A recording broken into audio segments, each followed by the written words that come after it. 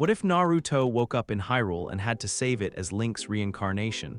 But here's the twist. His Rasengan becomes the spin attack, and instead of just defeating Ganondorf, he tries to save him.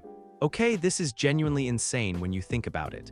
You've got Naruto, Mr. I'll never give up on anyone, suddenly wielding the Master Sword and channeling the Triforce. But he's still Naruto, you know. So instead of following the usual hero playbook, he's out here trying to befriend ancient forest spirits, arm-wrestling Gorons, and basically treating every boss fight like a therapy session. The best part. He's not just replacing Link, he's evolving the entire concept of what a hero can be. We're talking dimensional travel, purifying corruption instead of destroying it, and literally breaking cycles that have existed since the beginning of time. Trust me, this gets wild. Hit that like button if you're ready for some interdimensional ninja action, and let's see how our boy handles fairy tale logic with shinobi determination. The first thing Naruto noticed wasn't the grass beneath his face or the unfamiliar scent of wildflowers. It was the silence. No distant hum of machinery, no chatter of villagers, no rustle of leaves from the great tree that watched over Konoha. Just quiet, the kind that made his ears ring. He pushed himself up, spitting out dirt and what looked like some kind of blue flower. His orange jumpsuit was singed at the edges, and there was a metallic taste in his mouth that reminded him of lightning jutsu gone wrong. Which, thinking about it, might not be far from the truth. Okay, what the hell happened? He muttered, getting to his feet and brushing off his jacket. The last thing he remembered was working with Sasuke and Sakura on some kind of containment seal. There'd been this weird artifact the research team had found, all black stone and glowing symbols. Then Sasuke had made some sarcastic comment about Naruto's chakra control. Naruto had gotten annoyed and pushed more power into the seal than necessary. And then he was here, wherever here was. The landscape stretched out in rolling green hills dotted with strange, geometric rocks that jutted up from the ground like ancient monuments. In the distance, he could make out what looked like a massive castle, all white stone and soaring spires that belonged in one of Jiraiya's fairy tale books rather than reality. The sky was too blue, too perfect, like someone had painted it. This doesn't look like anywhere near the hidden leaf, Naruto said to himself, then immediately felt stupid for stating the obvious. But talking helped.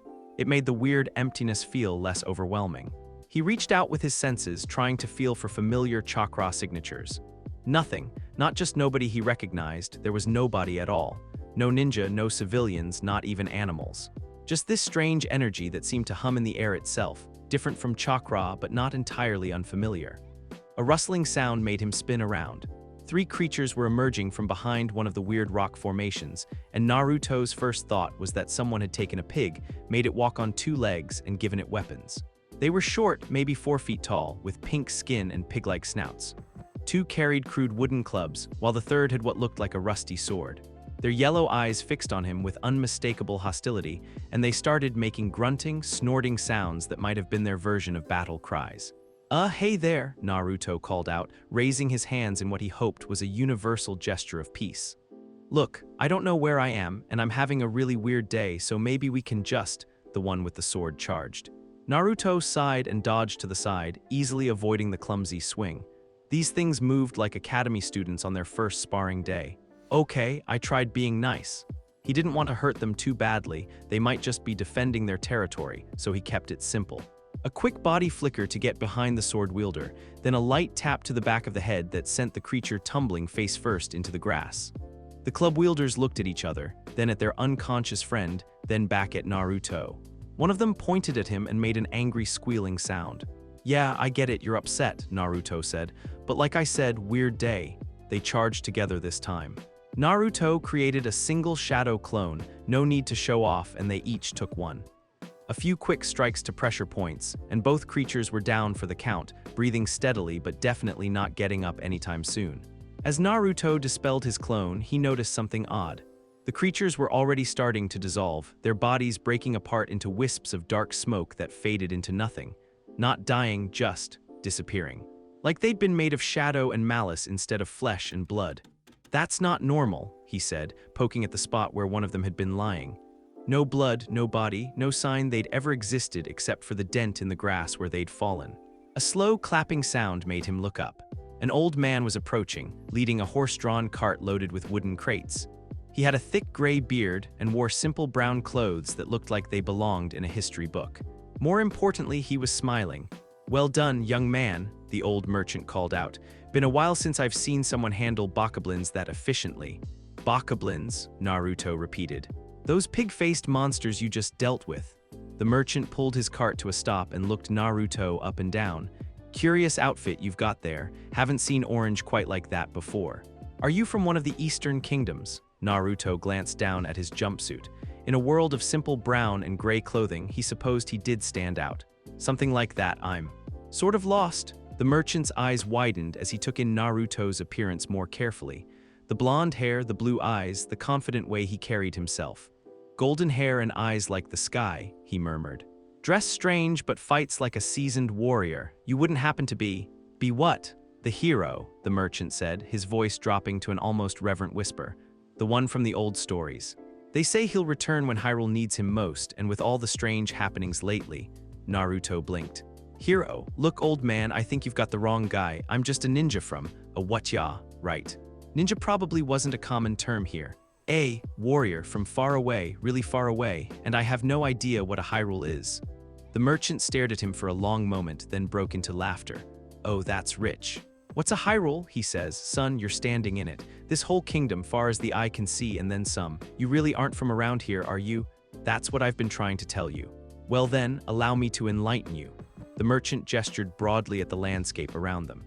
"This is Hyrule Field, heart of the kingdom of Hyrule. That there's Hyrule Castle," he pointed toward the distant white spires, "where Princess Zelda rules. Been our home for generations, passed down from the goddesses themselves."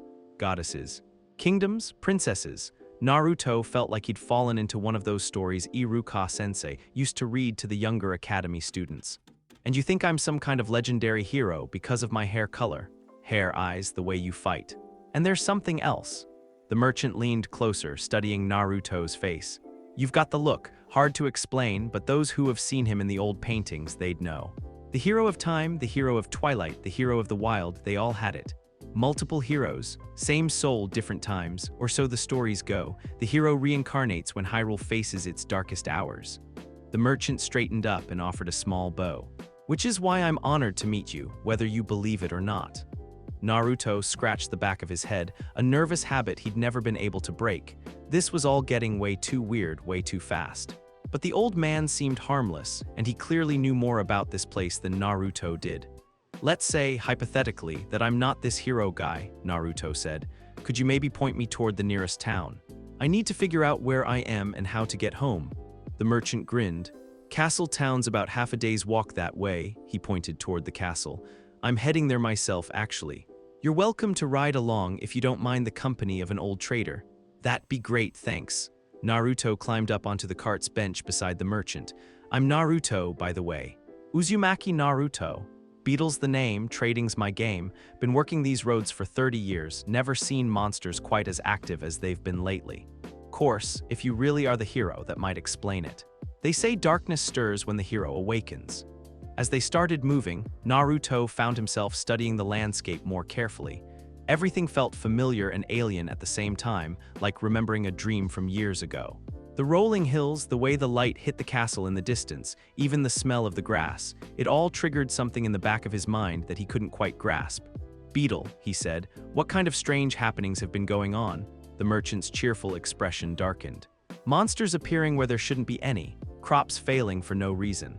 Folks reporting strange dreams, all about the same thing, shadows covering the land and a great evil stirring. Princess Zelda's been meeting with advisors day and night, trying to figure out what it all means. And you think it's connected to this hero showing up?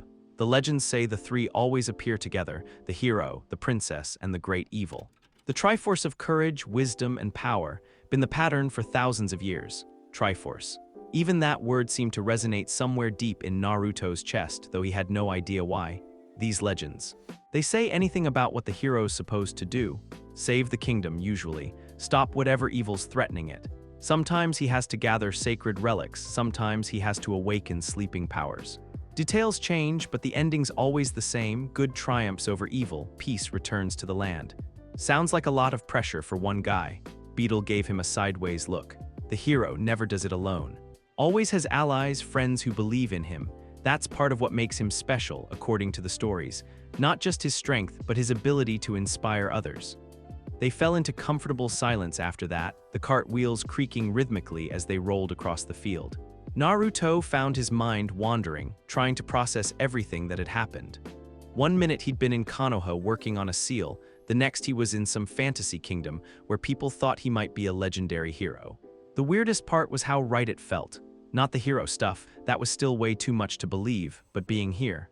The air, the landscape, even the way his chakra seemed to flow differently in this place. It was like coming home to somewhere he'd never been. As the sun began to set, painting the sky in shades of orange and pink, Beetle pulled the cart to a stop near a small grove of trees. "We'll camp here for the night," he announced. "Castle Town's still a few hours away, and these roads aren't safe after dark." Naruto helped him unhitch the horse and set up a simple camp. Beetle produced bread, cheese, and dried meat from his supplies, while Naruto gathered wood for a fire. It was all strangely domestic, nothing like the high-stakes missions he was used to. "So tell me about yourself, Naruto," Beetle said as they settled around the fire. "What's this far-off land you come from like?" Naruto considered how much to reveal. These people didn't seem to know about chakra or ninja villages, so the truth might sound completely insane. "It's different from here. We have towns and villages, but no kingdoms or princesses. People train to be warriors, and we protect our homes from threats." "Sounds noble. What kind of threats?" "Other warriors mostly, sometimes bandits or criminals. Occasionally something worse." Naruto stared into the fire, thinking about the Akatsuki, the war, all the enemies he'd faced. "We've had our share of great evils, I guess." "And did you stop them?" "I tried. Sometimes I succeeded, sometimes." He trailed off, memories of lost friends and narrow victories weighing on him. "Sometimes the cost was higher than I wanted to pay." Beetle nodded sagely. "That's the burden of those who stand against darkness. The stories make it sound glorious, but anyone who's actually fought knows better." They ate in comfortable silence, watching the fire crackle and the stars emerge overhead. Naruto had to admit, despite the weirdness of his situation, this wasn't entirely unpleasant. Beetle was good company, the food was decent, and there was something peaceful about the whole scene. It was when he finally lay down to sleep that things got strange again. The dreams came immediately, vivid and disorienting. He was running through a forest of enormous trees, but he was smaller, younger.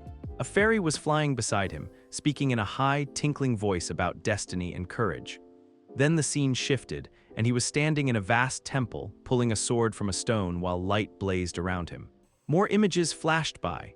A horse galloping across endless plains, a princess with long blonde hair and knowing eyes, a dark figure wreathed in shadows and radiating malice.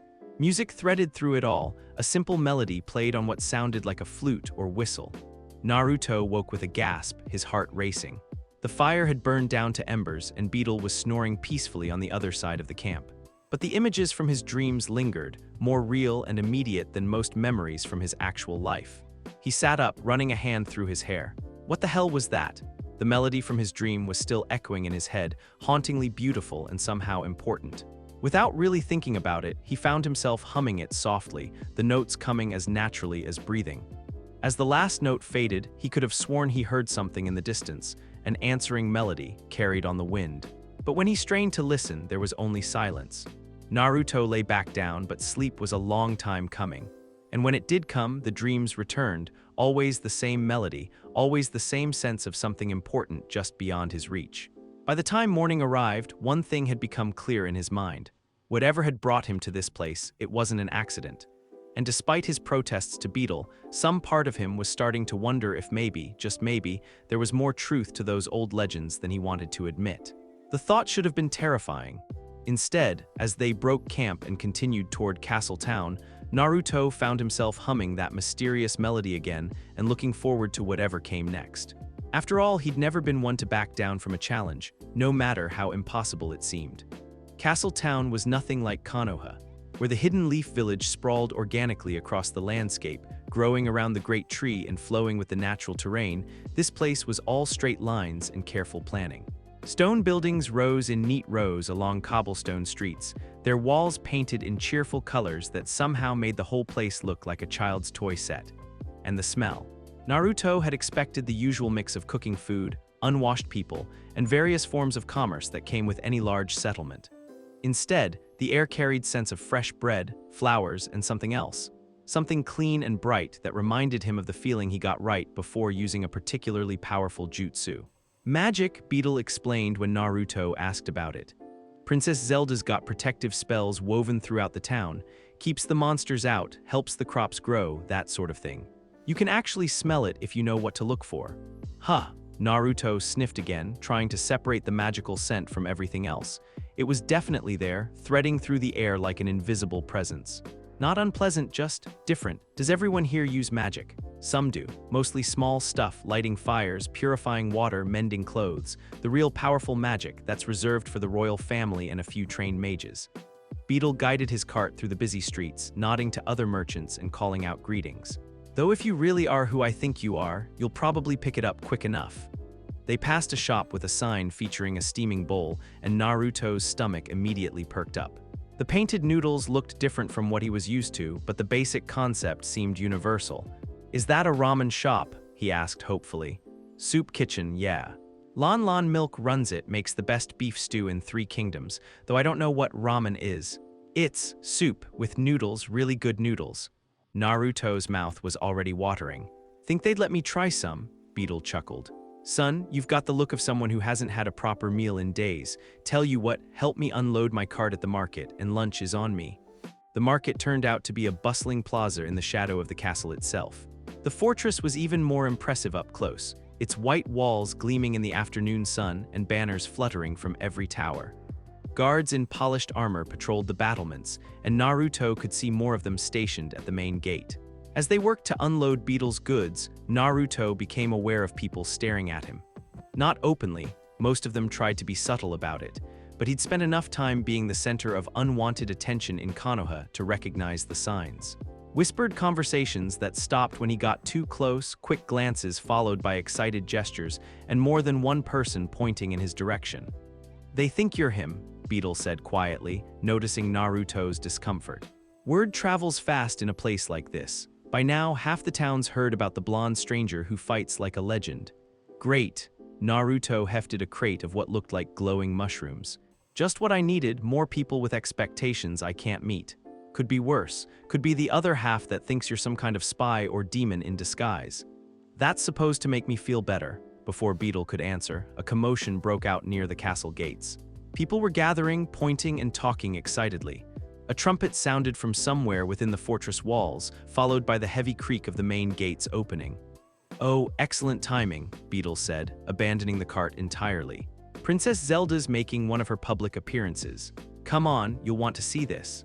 Despite his reservations about drawing more attention, Naruto found himself swept along with the crowd.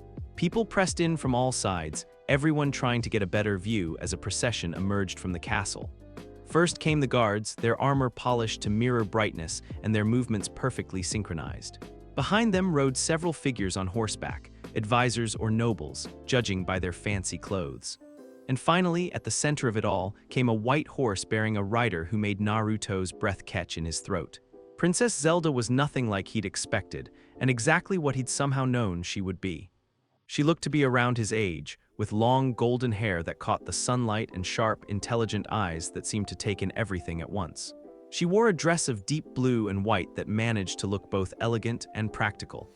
And there was something about the way she carried herself that reminded him of Tsunade, power held carefully in check. But it was more than just her appearance that stopped him cold. The moment his eyes met hers across the crowd, something clicked into place in his mind. Not a memory exactly, but a sense of recognition so strong it was almost physical. He knew this person. Somehow, impossibly, he knew her. And from the way her eyes widened as they found his, she knew him too. The procession was supposed to continue through the market plaza, giving everyone a chance to see their ruler and present any petitions or concerns. Instead, Princess Zelda raised her hand, and the entire group came to a halt directly in front of where Naruto stood. The crowd fell silent, sensing that something unplanned was happening. Zelda dismounted from her horse with fluid grace and walked directly toward Naruto, her guards moving to flank her but clearly uncertain about what was going on. You, she said, her voice carrying clearly across the suddenly quiet plaza. What's your name? Naruto's brain seemed to have temporarily stopped working. Up close, the princess was even more striking and more familiar. Naruto, Uzumaki Naruto, Uzumaki. She repeated the name like she was tasting it, testing how it felt. That's not a Hyrulean name. I'm not from Hyrule. No, you're not. Her eyes never left his face, studying him with an intensity that made him fidget. "But you're here now? Why?" Honest seemed like the best policy, even if it made him sound insane. "I don't know. I was working on a seal back home, something went wrong, and I woke up here yesterday." "A seal?" Interest sharpened in her voice. "What kind of seal?" "Containment type. We found this artifact, all black stone and weird symbols, and we were trying to—" "Black stone with glowing runes," Zelda interrupted, her face going pale. "Triangular, about the size of a person's head, radiating an aura of malice," Naruto blinked. "Yeah, exactly like that. How did you? Because we have one too." Zelda glanced around at the watching crowd, then back at him. "And 3 days ago it started glowing. We need to talk. Privately." One of her guards, a stern-faced man with graying hair, stepped forward. "Your Highness, protocol dictates. Protocol can wait, impa." Zelda's tone brooked no argument. "This is more important than ceremony." She looked back at Naruto. "Will you come with me?" Every instinct Naruto had developed through years of dangerous missions was telling him to be careful. He didn't know this place, these people, or what kind of political situation he might be walking into. But when he looked at Princess Zelda, all of that seemed secondary to the inexplicable certainty that he could trust her. "Yeah," he said, "I'll come." The crowd parted as Zelda led him toward the castle, whispers and speculation following in their wake. Naruto caught fragments of conversation, the prophecies, golden hair, the hero's return, but tried to ignore them. He had enough to worry about without adding everyone else's expectations to the mix. The castle's interior was as impressive as its exterior, all soaring ceilings and tapestries depicting scenes that looked like they came from storybooks. But Naruto barely had time to take it in before they were moving through corridors and up staircases, Zelda setting a brisk pace that suggested urgency. They ended up in what was obviously her private study, a circular room lined with bookshelves and dominated by a large desk covered in scrolls and charts. Maps of Hyrule covered one wall, marked with pins and notes in what looked like multiple handwritings. "Close the door," Zelda instructed Impa, who had followed them despite her obvious reservations. "And make sure we're not disturbed." Once they were alone, Zelda's formal demeanor dropped slightly. She moved to her desk and pulled out a leather-bound journal, flipping through pages covered in neat handwriting. "For the past month I've been having dreams," she said without preamble. Always the same sequence, a great darkness rising, ancient seals failing, and a hero with golden hair arriving to stand against it. Then 3 days ago, the artifact we've had sealed in our vaults started resonating with some kind of energy we've never seen before. "What kind of artifact?" Naruto asked, though he was starting to suspect he already knew. "We call it the Shadow Stone. It was found in some ruins to the east, dating back to before the founding of Hyrule.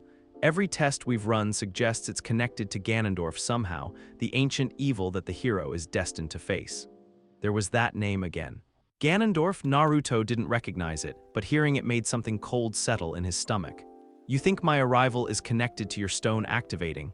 "I think," Zelda said carefully, "that there are too many coincidences here to ignore. The dreams, the artifact, your appearance."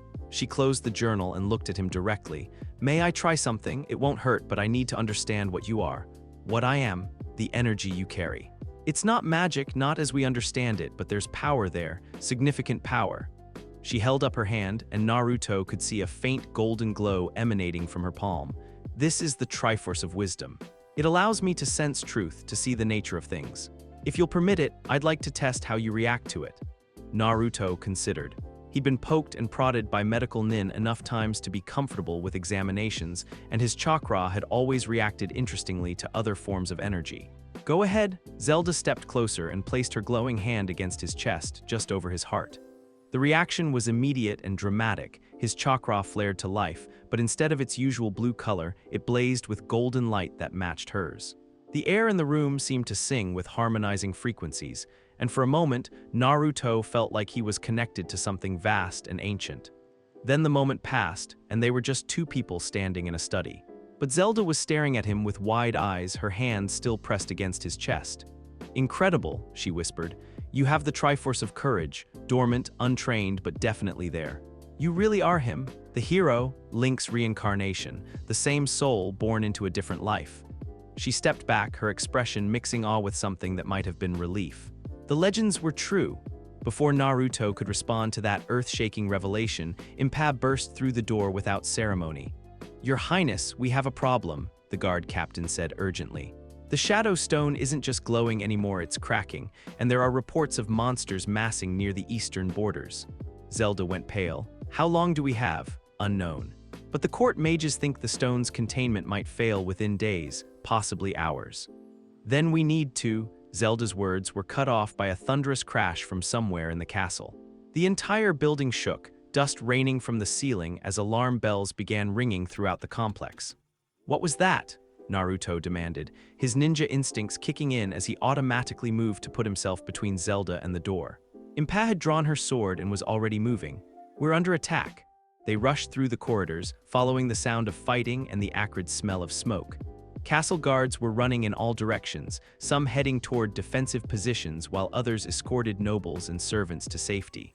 Through the windows, Naruto could see dark shapes moving in the courtyard, more of those pig-faced creatures he'd fought yesterday, but larger and better armed. They reached a balcony overlooking the main courtyard just in time to see the real problem. The bokoblins were bad enough, but they weren't the main threat. In the center of the chaos stood a figure that made Naruto's blood run cold, humanoid but wrong, wreathed in shadow and radiating malice so thick he could taste it. A shadow general, Zelda breathed. I thought they were extinct. The creature raised what might have been a sword, though it looked more like crystallized darkness, and pointed it directly at their balcony. When it spoke, its voice carried across the courtyard like grinding stone. Princess of Hyrule, the master stirs and his patience grows thin. Surrender the hero and your people will be spared the coming darkness. Fat chance, Naruto called back before Zelda could respond. He vaulted over the balcony railing, using chakra to stick to the castle wall as he ran down it vertically. Naruto, wait, Zelda shouted, but he was already dropping into the courtyard. The Shadow General turned toward him as he landed, and Naruto got his first close look at one of Ganondorf's servants. It had probably been human once, but whatever had been done to it had left it as something else entirely. Its skin was gray and mottled, its eyes burned with red light, and the shadows around it moved independently of any light source. The false hero, it hissed. You reek of another world's power. You are not the one foretold. Yeah, well, I'm what you get, Naruto shot back, settling into a fighting stance. Around them, the bokoblins had stopped their rampage to watch the confrontation. And I don't know who this master of yours is, but I'm betting he's not getting what he wants. The Shadow General laughed, a sound like breaking glass. Foolish child. You know nothing of the forces you face. It moved faster than anything its size should have been able to, crossing the distance between them in a single bound with its dark blade raised. Naruto dodged, but barely. The thing was quick. Its sword carved a smoking line through the stone where he'd been standing. Okay, fast and strong, Naruto muttered, circling warily. Good to know. He tried a few quick strikes, testing its defenses. The creature blocked easily, its technique refined and deadly. This wasn't like fighting the mindless bokoblins. This thing knew how to fight, but Naruto had advantages of his own. He created a shadow clone and sent it in from the left while he attacked from the right. The general's eyes tracked both of them, and for a moment, Naruto thought he had it figured out. Then the creature's free hand erupted in dark flame, and it casually swatted his clone out of existence while parrying his real attack. Illusions will not save you, it said mockingly. Your borrowed power is nothing before true darkness. That's when Naruto got angry. He'd been holding back, trying to figure out what he was dealing with and not wanting to reveal too much about his abilities. But this thing, this servant of some would-be conqueror, was threatening innocent people and acting like Naruto was beneath its notice. Time to correct that impression. Naruto began gathering chakra, but something strange happened. Instead of the familiar blue energy he was used to, golden light began swirling around his right hand. It felt like his chakra, moved like his chakra, but it was somehow more than what he was used to. Brighter, more focused, carrying an edge of something he couldn't name. What? He started to say, then decided he could figure it out later. Right now, he had a monster to deal with. The technique formed instinctively, muscle memory guiding him through movements he'd never learned. The golden energy condensed into a spinning sphere, but not quite like any Rasengan he'd ever made. This one felt different, lighter somehow, but with an underlying power that made the air around it hum. The Shadow General's confident expression faltered as it sensed the building energy. Impossible, it hissed. That technique. You cannot know that technique. I'm full of surprises, Naruto said and charged. The creature tried to dodge, but Naruto was faster than it expected. The golden sphere slammed into its chest with a sound like breaking thunder, and instead of the usual destruction a Rasengan caused, this attack seemed to unravel the very shadows that made up the general's form. Light blazed through the courtyard as the creature screamed, not in pain, but in what sounded like recognition. Its form began dissolving, darkness peeling away like smoke. "The hero of light," it gasped as it faded. But how? "The cycle was broken," the master said. Then it was gone, leaving only scorched stone and the lingering scent of ozone. Naruto stood in the sudden silence, staring at his hand. The golden light was already fading, but he could still feel it there, waiting just beneath the surface. Whatever had just happened, it wasn't entirely his doing. Around the courtyard, the remaining bokoblins began retreating, apparently deciding that discretion was the better part of valor now that their leader was gone. The castle guards started to move after them, but Zelda's voice rang out from the balcony. "Let them go, we have more important things to discuss." As the adrenaline faded, Naruto became aware of all the eyes on him. Guards, nobles, servants, everyone in the courtyard was staring at him with expressions ranging from awe to fear to something that might have been hope. "The hero of light," someone whispered, and the words were taken up by others until they became a murmur that spread throughout the crowd. Naruto looked up at Zelda, who was watching him with an unreadable expression. When their eyes met, she nodded once, a gesture that somehow conveyed both acknowledgement and approval. "Well," she called down to him, "I think that settles the question of who you are." As guards moved to secure the courtyard and tend to the wounded, Naruto found himself humming that melody from his dreams again. But this time he could swear he heard an answering tune echoing from the castle's highest tower, a sound like wind chimes mixed with distant bells, the hero of light. It had a nice ring to it, even if he still didn't entirely believe it was real. But as he looked around at the faces of the people he'd just helped protect, Naruto realized that belief might not be the most important thing right now. These people needed help. There was some kind of ancient evil stirring, and apparently, he was the one destined to do something about it. "Just like home," he muttered to himself and headed back toward the castle. There was a lot he needed to learn, and something told him time was running short. The melody continued to echo in his head as he walked, and for the first time since arriving in this strange world, Naruto felt like he might actually belong here. Whether that was a good thing or not remained to be seen. The Temple of Time stood at the edge of Castle Town like a monument to forgotten ages.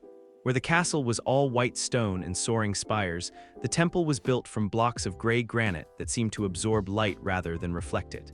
Moss covered its walls, and ancient symbols were carved deep into every surface, worn smooth by centuries of wind and rain.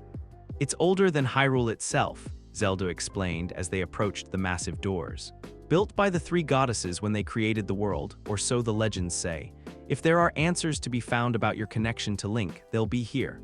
Naruto tilted his head back, trying to see the top of the structure. It disappeared into the morning mist, giving the whole place an otherworldly feel. "Looks like the kind of place where bad things happen to curious people." "That's not entirely inaccurate." Zelda pushed against one of the doors, which swung open despite looking like it should weigh several tons. "The temple tests those who enter. Nothing dangerous, usually, but it has a way of showing people truths they might prefer not to see."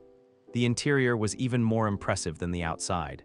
A single vast chamber stretched up into darkness, with shafts of colored light streaming down from stained glass windows set impossibly high in the walls. At the far end, on a raised dais, sat a simple stone pedestal. And embedded in that pedestal, gleaming despite the dim light, was a sword. Naruto had seen plenty of weapons in his life, from the standard kunai and shuriken of his training to the legendary blades carried by the 7 swordsmen of the mist. But this sword was different. Even from across the chamber, he could feel it, not just as a weapon, but as something alive, aware, and achingly familiar. "The Master Sword," Zelda said softly, her voice echoing in the vast space. "The blade of evil's bane, forged by the goddesses themselves. Only the true hero can draw it from its rest." They walked across the chamber together, their footsteps ringing against the stone floor. As they got closer, Naruto could make out more details of the sword. The blade was a brilliant blue-white steel that seemed to glow with its own inner light. The crossguard was golden, shaped like wings, and the grip was wrapped in what looked like leather worn smooth by countless hands. But it was the pommel that made Naruto's breath catch. Embedded there was a stone that pulsed with the same golden light he'd seen from Zelda's Triforce and from his own chakra during the fight with the Shadow General. "Go ahead," Zelda said when they reached the base of the dais. "Try to draw it." "What if I can't?" The question surprised him. When had he started caring so much about living up to some ancient prophecy? Then we'll figure something else out. But Naruto, she placed a hand on his arm. I saw what you did yesterday. That wasn't just your chakra, there was something else mixed in, something that resonated with the very foundations of this kingdom. If you really are Link's reincarnation, the sword will know. Naruto climbed the steps to the pedestal, his heart beating faster with each step. Up close, the Master Sword was even more impressive. The blade was absolutely flawless, without so much as a scratch or spot of tarnish. It looked like it had been forged yesterday, despite supposedly being thousands of years old. He reached out tentatively and wrapped his fingers around the grip. The reaction was immediate. The moment his skin touched the leather wrapping, the sword blazed with light so bright he had to squint. But more than that, images began flashing through his mind. Not memories exactly, but glimpses of scenes that felt more real than reality. A forest of enormous trees, with houses built into their trunks and connected by bridges of living wood. A small boy with pointed ears and green clothing, laughing as he swung from vine to vine. A fairy with glowing wings, chattering excitedly about adventure and destiny. The scene shifted. The same boy, older now, standing in this very temple but somehow different. Younger. Pulling this same sword from the same pedestal while light blazed around him and a voice echoed through the chamber. Master, you have returned to us. Another shift. A vast chamber filled with water and a figure in blue and silver diving gracefully through the currents. Then a mountain peak wreathed in clouds and beings of living stone offering brotherhood to the green-clad hero. More images, faster now. Battles against creatures of shadow and flame. A horse galloping across endless plains. A princess with knowing eyes, Zelda, but not the Zelda he knew. Older, sadder, carrying burdens that no one else could understand. And threaded through it all, a presence of absolute malice. A figure wreathed in darkness with burning red eyes and power that corrupted everything it touched. Ganondorf. The name came with the image, along with a certainty that this was the enemy, the shadow that would always rise, the darkness that would always challenge the light. Naruto tried to pull the sword from its stone rest, but despite the light and the visions, it wouldn't budge. He pulled harder, putting his full strength behind it, but the blade might as well have been welded in place. I don't understand, he said, stepping back. The light faded as soon as he released the grip, leaving the chamber dim again. I saw things. It was like remembering someone else's life. Link's memories, Zelda confirmed. The sword recognizes you, but something's holding it back. She frowned, studying both him and the weapon. Tell me exactly what you saw. Naruto described the visions as best he could, though putting the experience into words felt like trying to explain color to someone who'd been blind since birth. Zelda listened intently, occasionally nodding or asking for clarification. The forest with the tree houses, that's the Kokiri forest where Link was raised, she said when he finished. The beings of stone were the Gorons and the water people were the Zoras. You were seeing his relationships, his friendships. But if those are his memories and I can access them, why won't the sword? A sound like breaking glass echoed through the temple, and the temperature in the chamber dropped 20 degrees in as many seconds. Naruto spun toward the entrance, his ninja instincts screaming danger, just as the first of the shadow creatures poured through the doors. They looked like the bokoblins from yesterday, but wrong, stretched, and distorted, as if someone had taken the originals and pulled them through a lens of pure malice. Their eyes burned with the same red light as the Shadow General, and darkness writhed around them like living smoke. Shadow spawn, Zelda breathed, already backing toward the dais. They shouldn't be able to enter consecrated ground. Yeah, well, apparently they didn't get the memo. Naruto moved to put himself between her and the approaching creatures. There had to be at least a dozen of them, and more were still pouring through the entrance. He started to form hand seals for Shadow Clone Jutsu, then stopped as something strange happened. Instead of his usual technique, golden light began gathering around him, and he felt presences responding, not clones of himself, but something else entirely. 4 figures materialized beside him, translucent and glowing with the same light as the Master Sword. They looked like him, but different. One wore green and carried a sword and shield, another had a blue tunic and seemed to shimmer like water. A third was dressed in red with gauntlets that glowed like fire, and the fourth wore purple and had an otherworldly, ethereal quality. The spirit echoes, Zelda said in wonder. The previous heroes responding to your call. The shadow creatures hesitated, apparently as surprised by this development as Naruto was. Then their leader, larger than the others, with what might have been a crown of bone fused to its skull, let out a shriek that made the temple's stones vibrate. Kill the false hero, it commanded. The masters will be done. The battle was unlike anything Naruto had ever experienced. The spirit echoes moved with him, anticipating his actions and complementing his fighting style perfectly. When he created a Rasengan, the green-clad spirit's blade glowed brighter. When he used his speed to dodge, the blue-clad one seemed to flow around him like water, adding momentum to his movements. But the shadow creatures weren't pushovers either. They moved faster than their living counterparts, and their claws left trails of darkness that seemed to eat light.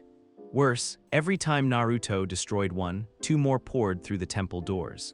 "There's too many of them," he called to Zelda, who was doing something complicated with her hands that made golden barriers appear to block the creature's advance.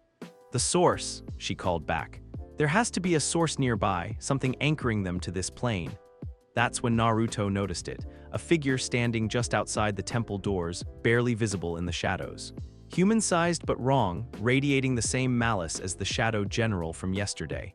"Cover me," he shouted, then launched himself toward the entrance. The spirit echoes moved with him, the green-clad one clearing a path with its blade while the others flanked him. The figure outside was wearing robes that seemed to be cut from shadow itself, and its face was hidden beneath a hood that darkness pooled inside like water.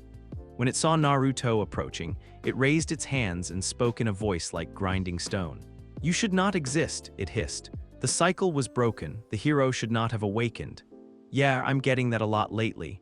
Naruto didn't slow down. If this thing was controlling the shadow spawn, then stopping it was the priority. But as he got closer, the robed figure did something unexpected. It laughed. "Foolish child, you think you understand what you're dealing with? You are nothing but a pale shadow of what came before. Watch and see how easily shadows can consume light." It pulled back its hood, revealing a face that made Naruto's blood run cold, because he recognized it, even though he'd never seen it before in his life. It was him. Or rather, it was Link, the hero of time from his visions, but corrupted. The familiar green eyes burned with red flame, and the blonde hair was streaked with silver that moved like liquid metal. But the worst part was the expression, the same determination and courage he'd seen in the memory flashes, twisted into something cruel and hungry. "The Dark Hero," the corrupted figure said with Naruto's own voice. "The master's greatest creation, what the hero becomes when hope dies and light fails." Before Naruto could react, the Dark Hero moved, faster than even his enhanced reflexes could follow.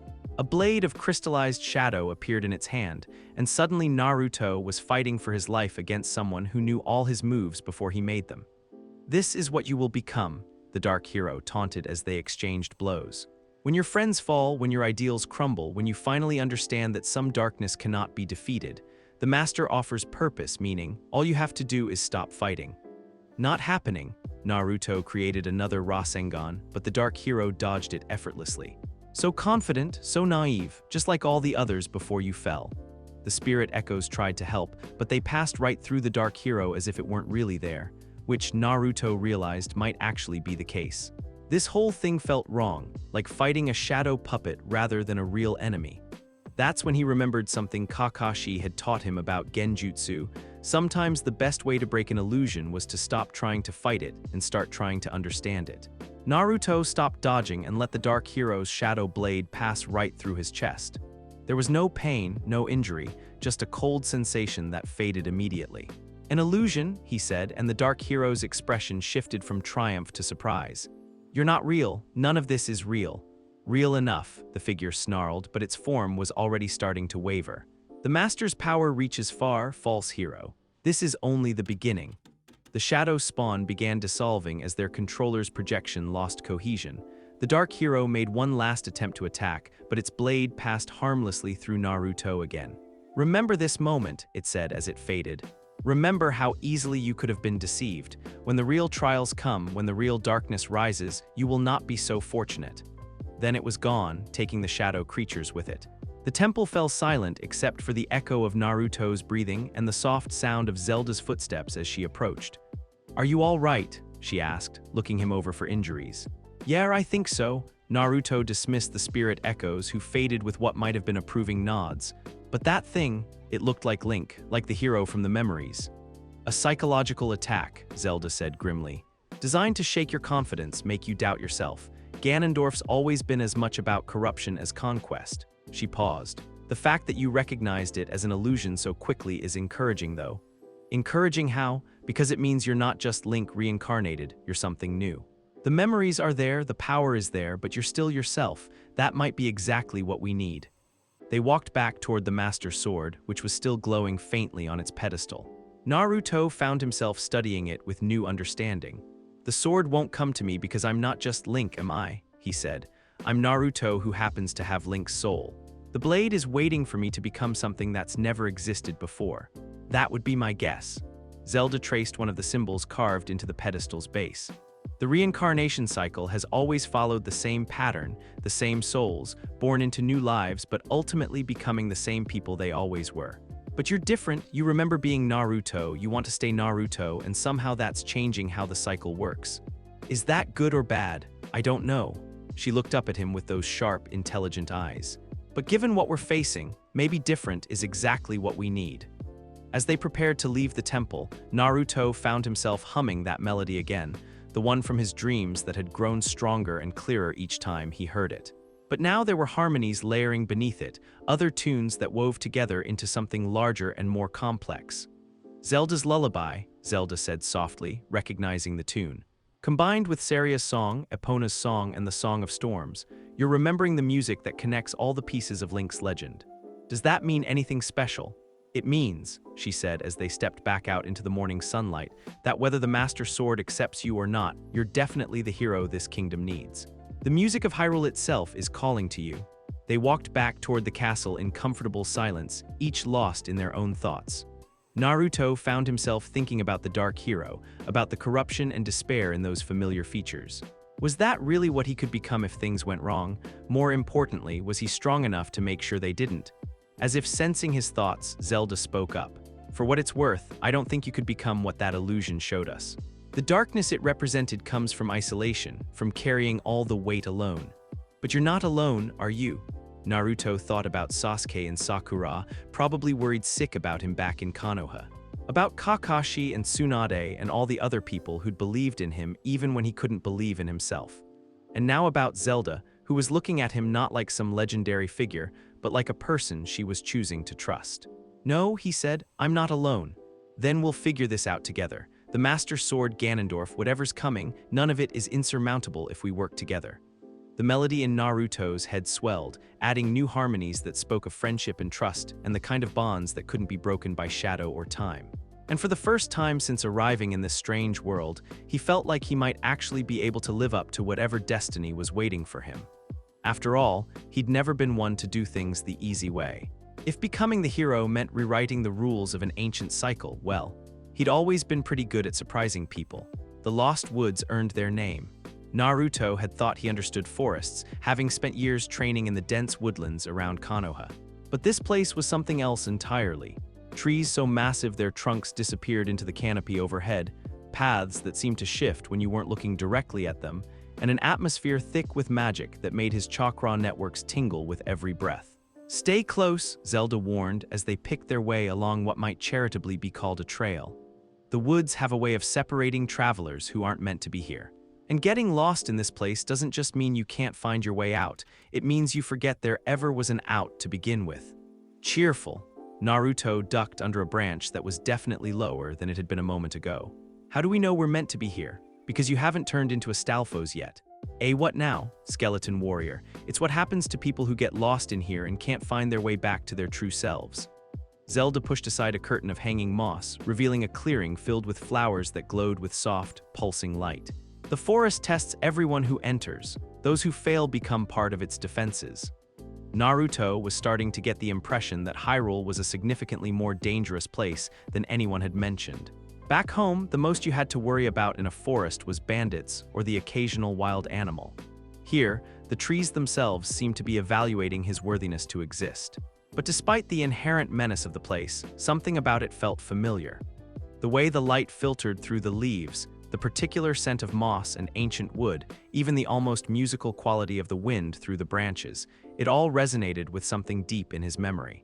"We're close," he said, though he had no idea how he knew that. "Close to what?" Naruto frowned, trying to capture the feeling that was pulling him forward. "There's someone I need to see. Someone important." The path, if it could be called that, led them deeper into the woods, past streams that ran uphill and clearings where the grass grew in perfect spirals. More than once, Naruto caught glimpses of movement in his peripheral vision, but whenever he turned to look directly, there was nothing there. Finally, they emerged into a grove that made Naruto stop dead in his tracks. The trees here were arranged in a perfect circle, their branches intertwining overhead to form a natural cathedral. In the center of the grove sat a tree stump the size of a small house, its surface worn smooth by countless years and carved with symbols that seemed to shift and dance in the dappled light. And sitting on that stump, playing a wooden instrument that produced the sweetest melody Naruto had ever heard, was a young woman who looked like she'd been spun from moonlight and forest dreams. She was small and delicate, with green hair that moved like it was underwater and skin that had a faint luminescence to it. Her clothes seemed to be made from leaves and flower petals, though they never rustled or showed signs of decay. But it was her eyes that stopped Naruto cold, ancient, knowing eyes that held depths of sorrow and joy that no human face should be able to contain. When she saw them approach, she stopped playing and smiled, though there was something heartbreakingly sad about the expression. "Link," she said, and her voice was like wind chimes mixed with the sound of water over stones. "I knew you would come back eventually." Naruto opened his mouth to correct her, to explain that he wasn't Link, that he was someone else entirely. But the words died in his throat as memories that weren't his own began flooding his mind. A smaller version of this grove, with a different tree stump but the same sense of peace and belonging. A young boy with pointed ears, laughing as he learned to play simple melodies on an ocarina. And this same face, though younger then, teaching him songs and sharing secrets and promising that no matter how far he traveled, he would always have a home in the forest. Saria, her name came with the memories, along with an overwhelming rush of affection and loss that nearly brought him to his knees. "You remember me," she said softly, rising from the stump with fluid grace. "But you're not him, are you?" "Not entirely. Naruto's voice came out rough. "I remember you, I remember this place, but I'm not Link, I'm Naruto." Saria tilted her head, studying him with those ancient eyes. "Naruto," she repeated, tasting the name. "Yes, I can see that now. Link's soul, but shaped by a different life, different experiences." She approached slowly, like someone trying not to spook a wild animal. "May I?" She held out her hand, and somehow Naruto knew she was asking permission to touch his face. He nodded, not trusting his voice. Her fingers were warm against his cheek, and the moment she made contact, the forest around them seemed to come alive. Light danced between the leaves, flowers bloomed in fast forward, and the very air hummed with harmonies that made his chakra sing in response. "Oh," Saria breathed, wonder filling her voice. "Oh, this is remarkable. You're not just Link reborn, you're something entirely new. His memories, his power, but your heart, your will." Tears that looked like dewdrops began sliding down her cheeks. "He would have been so proud to see what you've become." "Saria," Naruto found himself reaching up to cover her hand with his own. "I'm sorry, I know I'm not who you were hoping for." "Don't apologize," she said firmly. "Never apologize for being yourself. That's the most important lesson Link ever taught me, and it seems his soul remembered it even when everything else changed." She stepped back, wiping away her tears, and suddenly her demeanor shifted from personal grief to something more purposeful. "But you didn't come here just for a reunion, did you?" she said, glancing at Zelda. "The forest has been restless lately. The sacred groves whisper of shadows gathering, of ancient seals weakening. You need our help. We need to understand what Naruto is," Zelda said. "His power is growing, but it's unlike anything we've seen before. Your people knew Link better than anyone. Perhaps you can help us figure out how to guide this development." Saria nodded thoughtfully. "Come, there's someone you need to meet." She led them to another part of the grove, where the trees grew so close together their trunks had fused into living walls. Hidden among these natural barriers was an opening barely wide enough for a person to squeeze through. "The heart of the forest," Saria explained as they navigated the narrow passage, "where the great Deku tree's essence still lives, even after his physical form was destroyed centuries ago." They emerged into a circular chamber lit by phosphorescent fungi and filled with the sound of running water. In the center, rising from a pool of crystal-clear spring water, was a sapling that glowed with the same golden light as the Master Sword. But it wasn't the tree that caught Naruto's attention. It was the tiny figure hovering near its uppermost branches. The fairy was about the size of his thumb, with gossamer wings that shifted through every color of the rainbow and a light that pulsed in time with her rapid heartbeat. When she saw him, she zipped over so fast she was just a streak of light. "Link, Link, you're back!" Her voice was high and excited, like a child who'd been waiting forever for a promised treat. "Oh, but you're different. You smell different. You feel different. Are you sick?" Did something happen to your pointy ears? This is Navi's great-great-granddaughter, Saria said with amusement. We call her Kitsune because she's got a mischievous streak that would make her ancestor proud. Hey, listen, Kitsune chimed, circling Naruto's head at dizzying speed. You're not Link at all, are you? You're someone else wearing his soul like a fancy coat. That's actually not a terrible way to put it, Naruto admitted. I'm Naruto. Naruto, that's a funny name. Can I call you Nato, or Rudo, or maybe just hey you like everyone else does? Despite everything, the weight of destiny, the approaching darkness, the confusion of memories that weren't his, Naruto found himself grinning. There was something irrepressibly cheerful about the little fairy that reminded him of his younger self. Naruto's fine, he said, but why Kitsune? Because she's a trickster, Saria explained. And because she has an unusual affinity for illusion magic, which is rare among fairy folk. I can make myself look like anything, Kitsune demonstrated by suddenly appearing as a miniature version of Naruto, complete with orange jumpsuit and whisker marks. Pretty good, right? Impressive, Naruto had to admit. But can you do anything useful? Can I? Kitsune sputtered indignantly, returning to her normal form. I'll have you know I'm the best guide in the entire forest. I know every path, every secret, every shortcut. I can find water in a desert and shade in a snowstorm. I can translate any language and identify any plant. I'm basically the most useful fairy who ever existed. She's also modest, Saria said dryly. Modesty is for people who aren't as awesome as me. Naruto was definitely starting to like this fairy. All right, Kitsune. Want to help me figure out how to use forest magic? Do I? She zipped around his head again, leaving a trail of sparkles. Oh, we're going to have so much fun. I'll teach you everything. Well, everything I know, which is basically everything important, so that works out perfectly.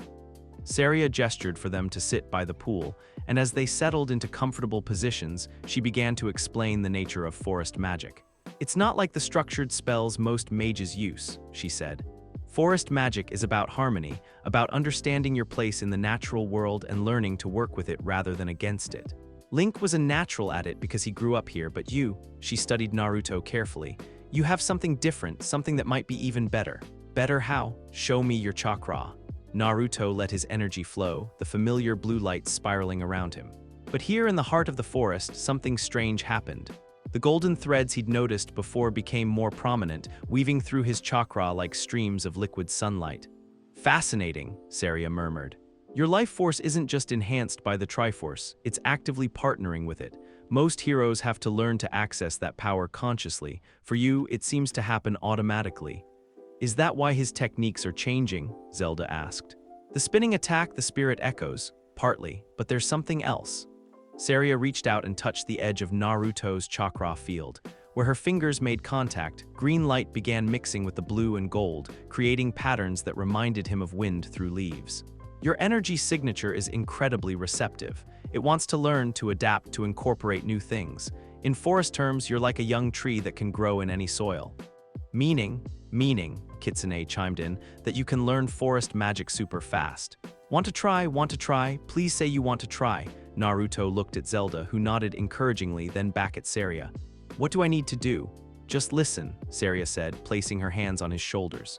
Close your eyes and listen to the forest. Not with your ears, with everything you are. It was harder than it sounded.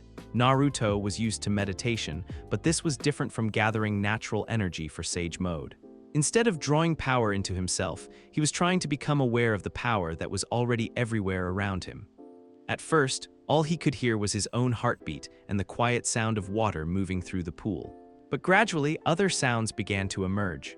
The whisper of wind through leaves, the distant call of birds, the almost inaudible hum of growing things reaching toward the sun. And beneath it all, a deeper rhythm, the slow, steady pulse of the forest itself, ancient and patient and alive in ways that had nothing to do with individual trees or animals.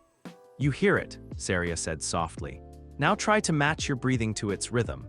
Naruto did, and immediately felt his chakra begin to shift. The blue energy that was uniquely his started resonating with the forest's pulse, and threads of green began weaving through it more prominently. But more than that, he began to sense things he'd never noticed before. The health of every tree in the grove, the path of underground streams, the location of animals sleeping in hidden dens. It was like his sensory abilities had been amplified 100-fold, but in a completely different direction from what he was used to. Excellent, Saria said. Now, while you're in harmony with the forest, try one of your techniques.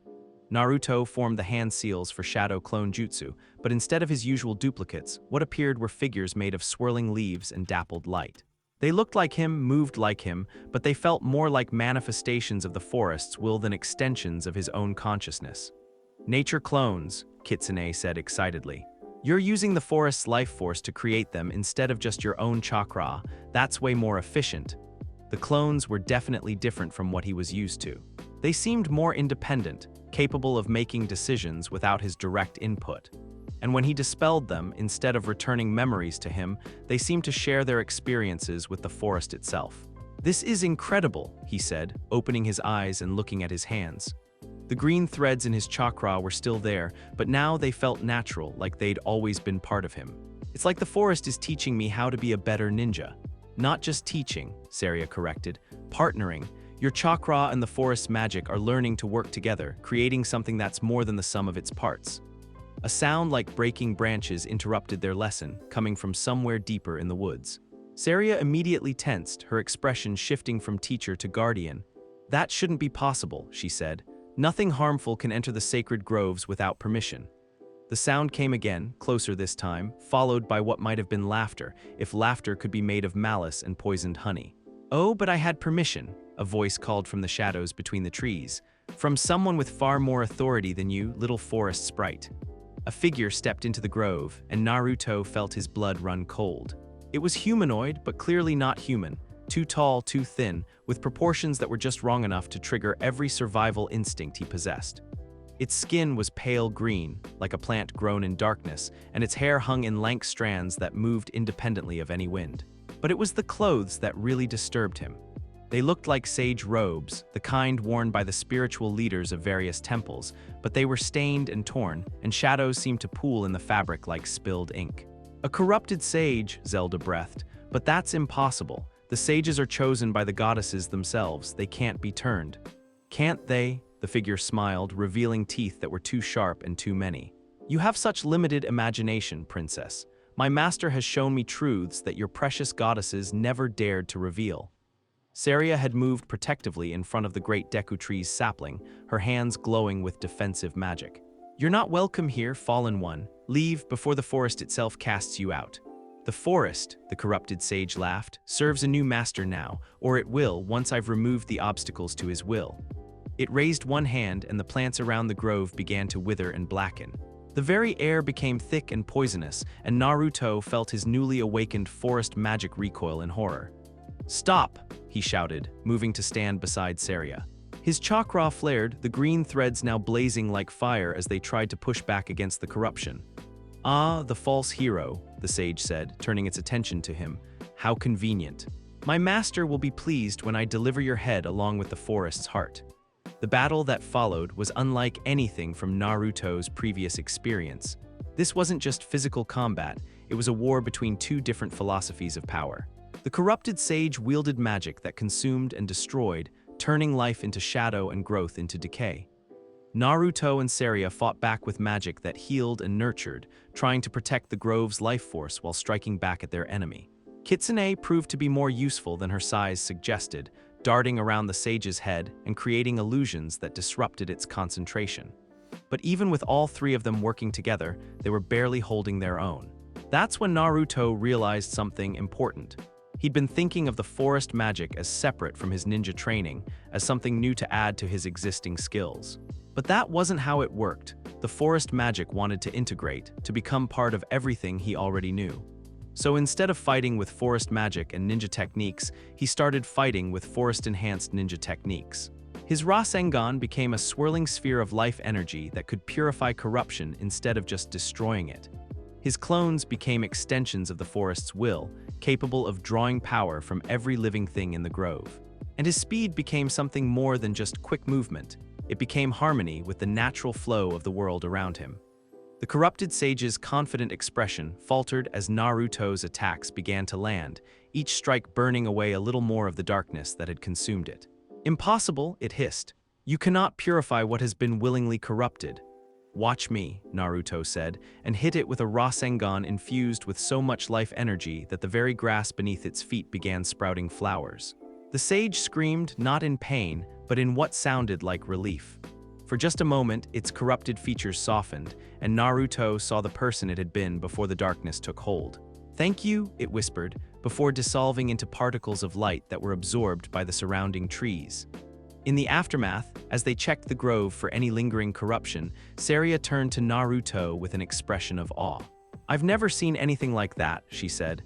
"You didn't just defeat the corruption, you healed it. That shouldn't be possible." "Maybe it's not supposed to be possible," Naruto said, studying his hands. The green threads in his chakra were stronger now, more integrated. "Maybe that's the point." "What do you mean?" "Link's power was always about fighting darkness, right? Defeating evil, protecting the innocent. But my power," he thought about all the enemies he'd faced back home, all the people everyone else had written off as irredeemable. "My power has always been about saving people, even from themselves." Zelda, who had been quietly observing the whole interaction, stepped forward. "That's why the cycle is changing. Link was the hero of courage, meant to stand against the darkness, but you're something different. You're the hero of hope, meant to heal it." As they prepared to leave the grove, Kitsune zipped over to Naruto and settled on his shoulder. "So, can I come with you?" she asked hopefully. "I mean, you're obviously going to need an amazing guide for whatever epic quest you're about to go on, and I'm the most amazing guide there is, so it just makes sense, right?" Naruto glanced at Zelda, who shrugged with an amused smile. "She's not wrong about being useful, and fairy companions are traditional for heroes." "All right, Kitsune," Naruto said. "Want to help me save the world?" "Do I?" She did a loop-de-loop in the air, leaving a trail of excited sparkles. "This is going to be the best adventure ever." As they made their way back through the lost woods, Naruto found himself humming again. But now the melody was richer, more complex, with harmonies that spoke of growing things and ancient wisdom and the kind of magic that came from understanding rather than conquering. Behind them, the heart of the forest pulsed with renewed life, its light a little brighter than it had been in centuries. And ahead of them, whatever challenges were waiting seemed a little less insurmountable. After all, Naruto had never met a problem that couldn't be solved with the right combination of determination, friendship, and really, really good ramen. And now he had forest magic to help with all three. The path up Death Mountain was designed by someone who clearly had a grudge against ankles. Naruto had climbed plenty of mountains during his ninja training, but those had at least pretended to have trails. This was just a series of jagged rocks and narrow ledges that seemed to exist purely to test whether visitors really wanted to reach the top badly enough to risk their necks for it. "You know," he said, pausing to catch his breath while Kitsune did lazy figure eights around his head. "Back home, we just used chakra to walk up vertical surfaces. Much more efficient. Where's the fun in that?" Kitsune chimed. "Besides, the Gorons like visitors to work for their hospitality, shows respect." "The Gorons," Zelda added, carefully picking her way across a particularly treacherous stretch of loose stone, "are also testing us. They've had problems with imposters before, people claiming to be the hero in order to gain access to their sacred sites." "What kind of problems?" "The kind that end with their sacred sites being ransacked and their people enslaved." Zelda's voice carried an edge of old anger. "Ganondorf has always been particularly interested in the Goron's ruby. It's one of the spiritual stones, connected directly to the power of the goddesses." The higher they climbed, the warmer the air became. Which should have been impossible. Mountains were supposed to get colder as you went up, not hotter. But apparently Death Mountain played by its own rules. By the time they reached what looked like an actual path carved into the rock face, Naruto was seriously considering stripping down to his undershirt. That's when they heard the singing. It wasn't like any music Naruto had ever encountered, deep, resonant voices that seemed to come from the mountain itself, carrying a rhythm that matched the beating of his heart. The melody was simple but powerful, speaking of strength and endurance and the kind of bonds that were forged in fire. "Goron work songs," Zelda explained, though she had to raise her voice to be heard over the music. "They sing while they mine, while they forge, while they build. It helps them coordinate their efforts and keeps their spirits up during difficult tasks." The path led them around a bend in the mountainside, and suddenly they could see the source of the singing. A vast cavern had been carved into the living rock, its entrance flanked by massive stone pillars carved with spiraling patterns. Warm light spilled out of the opening, along with the sound of hammers on metal and the occasional rumble of laughter. But it was the figures moving around the entrance that made Naruto stop and stare. The Gorons were huge, easily twice his height and built like walking boulders. Their skin looked like it was made of stone, ranging in color from pale granite to deep volcanic rock, and they moved with a ponderous grace that spoke of incredible strength held carefully in check. Most of them were carrying tools or pushing carts loaded with ore, but they all paused in their work when they spotted the approaching visitors. "Travelers on the sacred mountain," one of them called out, his voice booming across the rocks. "State your business, small ones. We seek audience with your elder," Zelda called back, her royal training keeping her voice steady and confident. "I am Princess Zelda of Hyrule, and this is the hero who has awakened to face the coming darkness." The Gorons exchanged glances, and Naruto caught mutterings that sounded skeptical. One of them, distinguished by intricate tattoos that covered his arms and the hammer hanging at his belt, stepped forward. "Princess, we know," he rumbled. "But hero," his eyes fixed on Naruto, studying him with obvious doubt. "This one is small, soft. No muscle, no scars of proper battle. You sure this is hero and not hero's pack carrier?" Kitsune immediately bristled. "Hey, he beat up shadow monsters and corrupted sages. He's totally a hero. Fairy says hero beat shadow monsters," the Goron said with what might have been amusement. "Shadow's easy to beat. Show Shadow who is boss, Shadow goes away. Real test is strength against strength, will against will. This is Goron way. A challenge?" Naruto asked, beginning to understand where this was going. "Challenge, yes," the tattooed Goron's eyes lit up with enthusiasm. "If small one truly has hero's heart, then hero can prove it Goron way. I am Daruk, son of Darunia's line, keeper of mountain strength. You face me in test of power, I consider believing your words." Zelda started to object, probably about to point out the diplomatic implications of the hero potentially getting flattened by a walking boulder. But Naruto held up a hand to stop her. "What kind of test?" he asked. Daruk grinned, showing teeth like granite chips. "Simple test, we arm wrestle. Winner proves point." The other Gorons immediately perked up, gathering around with the kind of excitement that suggested this was going to be the best entertainment they'd had in weeks. Several of them started taking what looked like bets, though Naruto tried not to think too hard about what the odds might be. "Naruto," Zelda said quietly, "you don't have to do this. I'm sure we can work out some other arrangement." "It's fine," Naruto said, though privately he was wondering if this was how his legend would end, not in glorious battle against ancient evil, but getting his arms snapped by an overly enthusiastic rock person. "Besides, I've got some tricks he doesn't know about." They set up the contest on a flat section of rock near the cavern entrance. Someone produced a stone table that looked like it had been carved from a single massive boulder, and Daruk took his position across from Naruto with obvious confidence. Up close, the size difference was even more intimidating. Daruk's forearm was thicker than Naruto's entire torso, and when he placed his hand on the table, the stone groaned under the weight. "Last chance to back down, small hero," Daruk said good-naturedly. "No shame in admitting when outmatched." "Thanks for the concern," Naruto replied, settling his own hand against the Gorons. "But I didn't get this far by backing down from impossible odds." The moment their hands locked, Naruto realized he'd seriously underestimated the challenge. Daruk's grip was like being caught in a landslide, not just strong, but implacable, with the weight of the entire mountain behind it. When the contest began, Naruto's arm immediately started moving toward the table despite his best efforts. The watching Gorons cheered, clearly delighted by what looked like a foregone conclusion. But Naruto wasn't done yet. He began channeling chakra into his arm, the same enhancement technique he'd used countless times in battle. His muscles swelled with borrowed strength, and he managed to halt his arm's descent toward the table. Daruk's eyebrows rose in surprise. "Ho, small one has some power after all," he said approvingly. "But mountain strength is eternal. Can small strength match eternal strength?" Daruk began applying more pressure, and Naruto felt his enhanced muscles straining against the incredible force. But as he fought to hold his position, something unexpected happened. The forest magic he'd learned from Saria began resonating with the mountain itself, and suddenly he could feel the deep, slow pulse of the stone beneath his feet. More than that, he could feel the same rhythm in Daruk himself. The Goron wasn't just strong, he was connected to the mountain, drawing power from the volcanic fires deep beneath the surface. And that connection worked both ways. Instead of fighting against Daruk's strength, Naruto started trying to harmonize with it. His chakra began taking on new qualities, not the flowing blue energy he was used to, but something heavier, more solid, touched with red fire and the patience of stone. "What?" Daruk's confident expression shifted to surprise as he felt the change. "This feeling, like Mountain's heart but different. How does small one know Mountain's song?" Naruto didn't answer, mostly because he was too busy being amazed by what was happening to his own power. The mountain's energy was merging with his chakra the same way the forest magic had, but this felt completely different.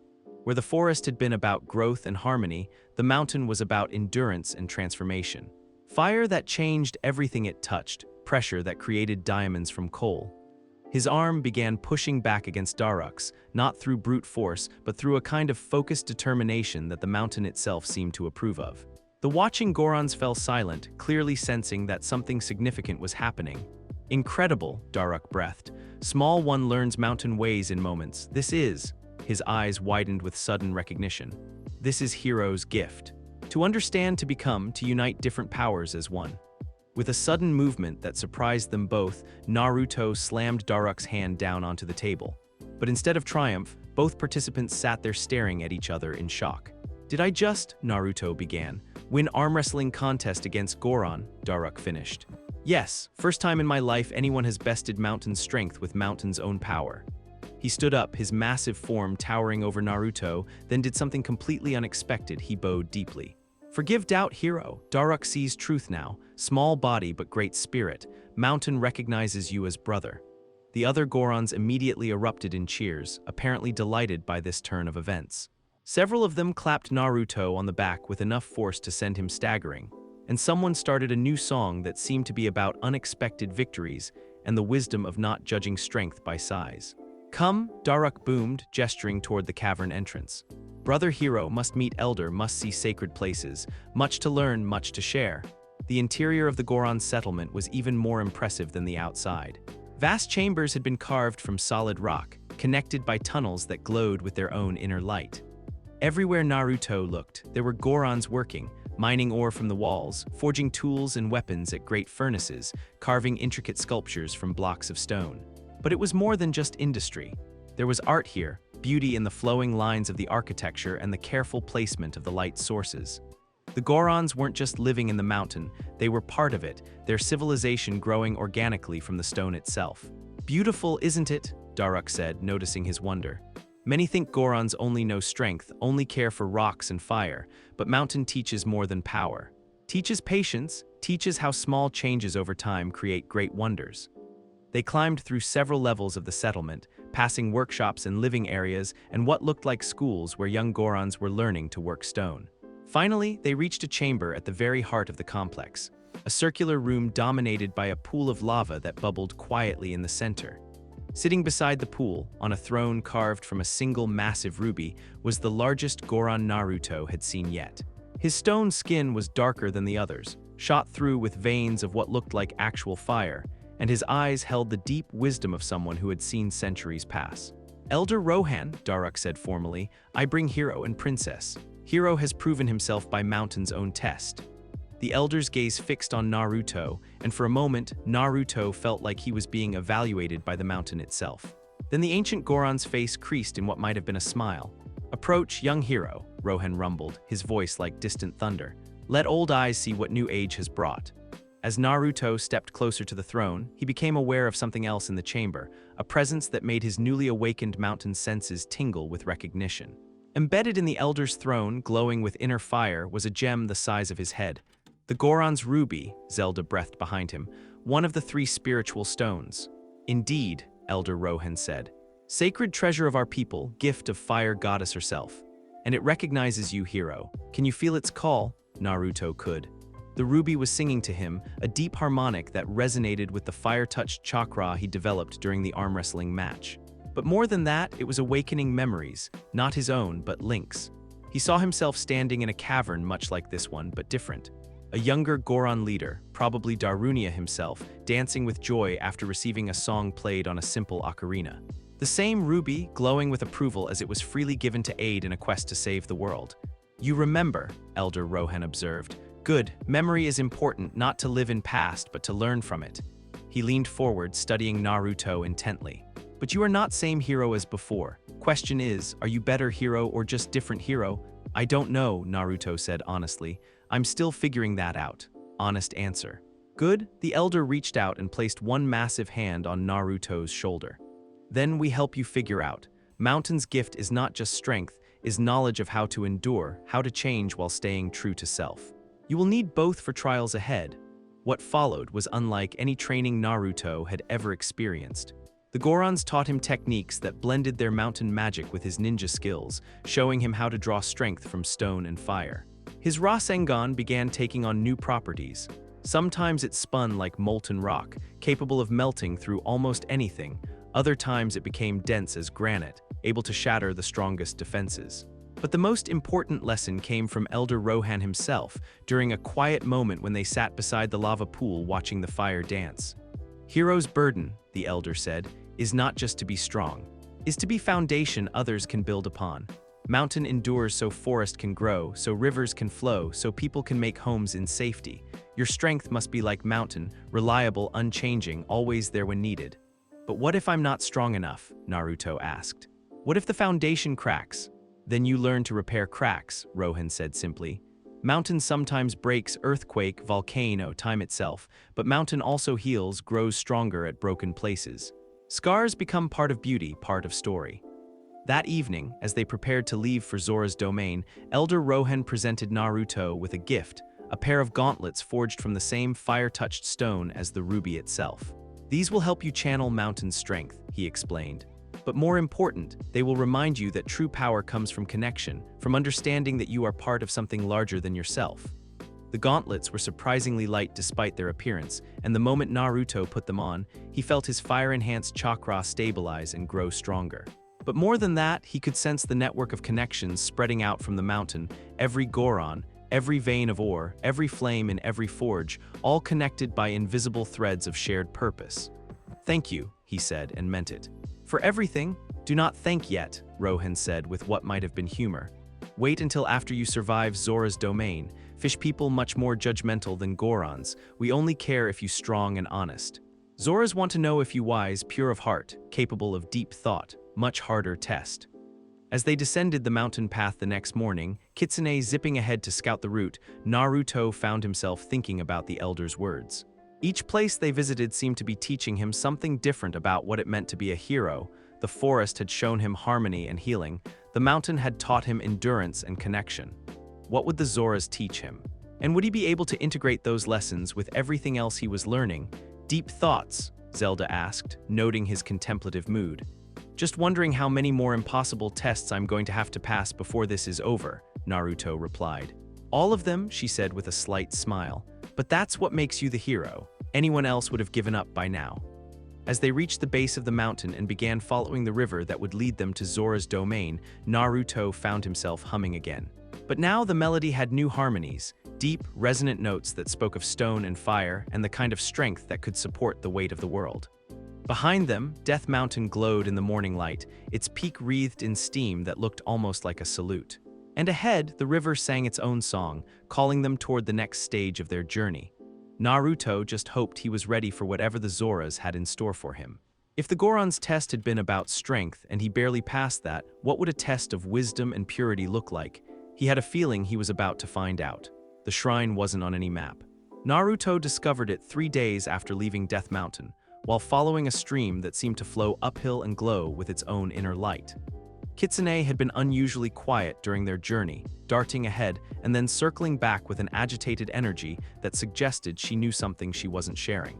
There's something here, she finally announced, hovering in front of a section of forest that looked identical to every other section they'd passed through. Something old and powerful and familiar, Zelda frowned, studying the unremarkable trees and underbrush.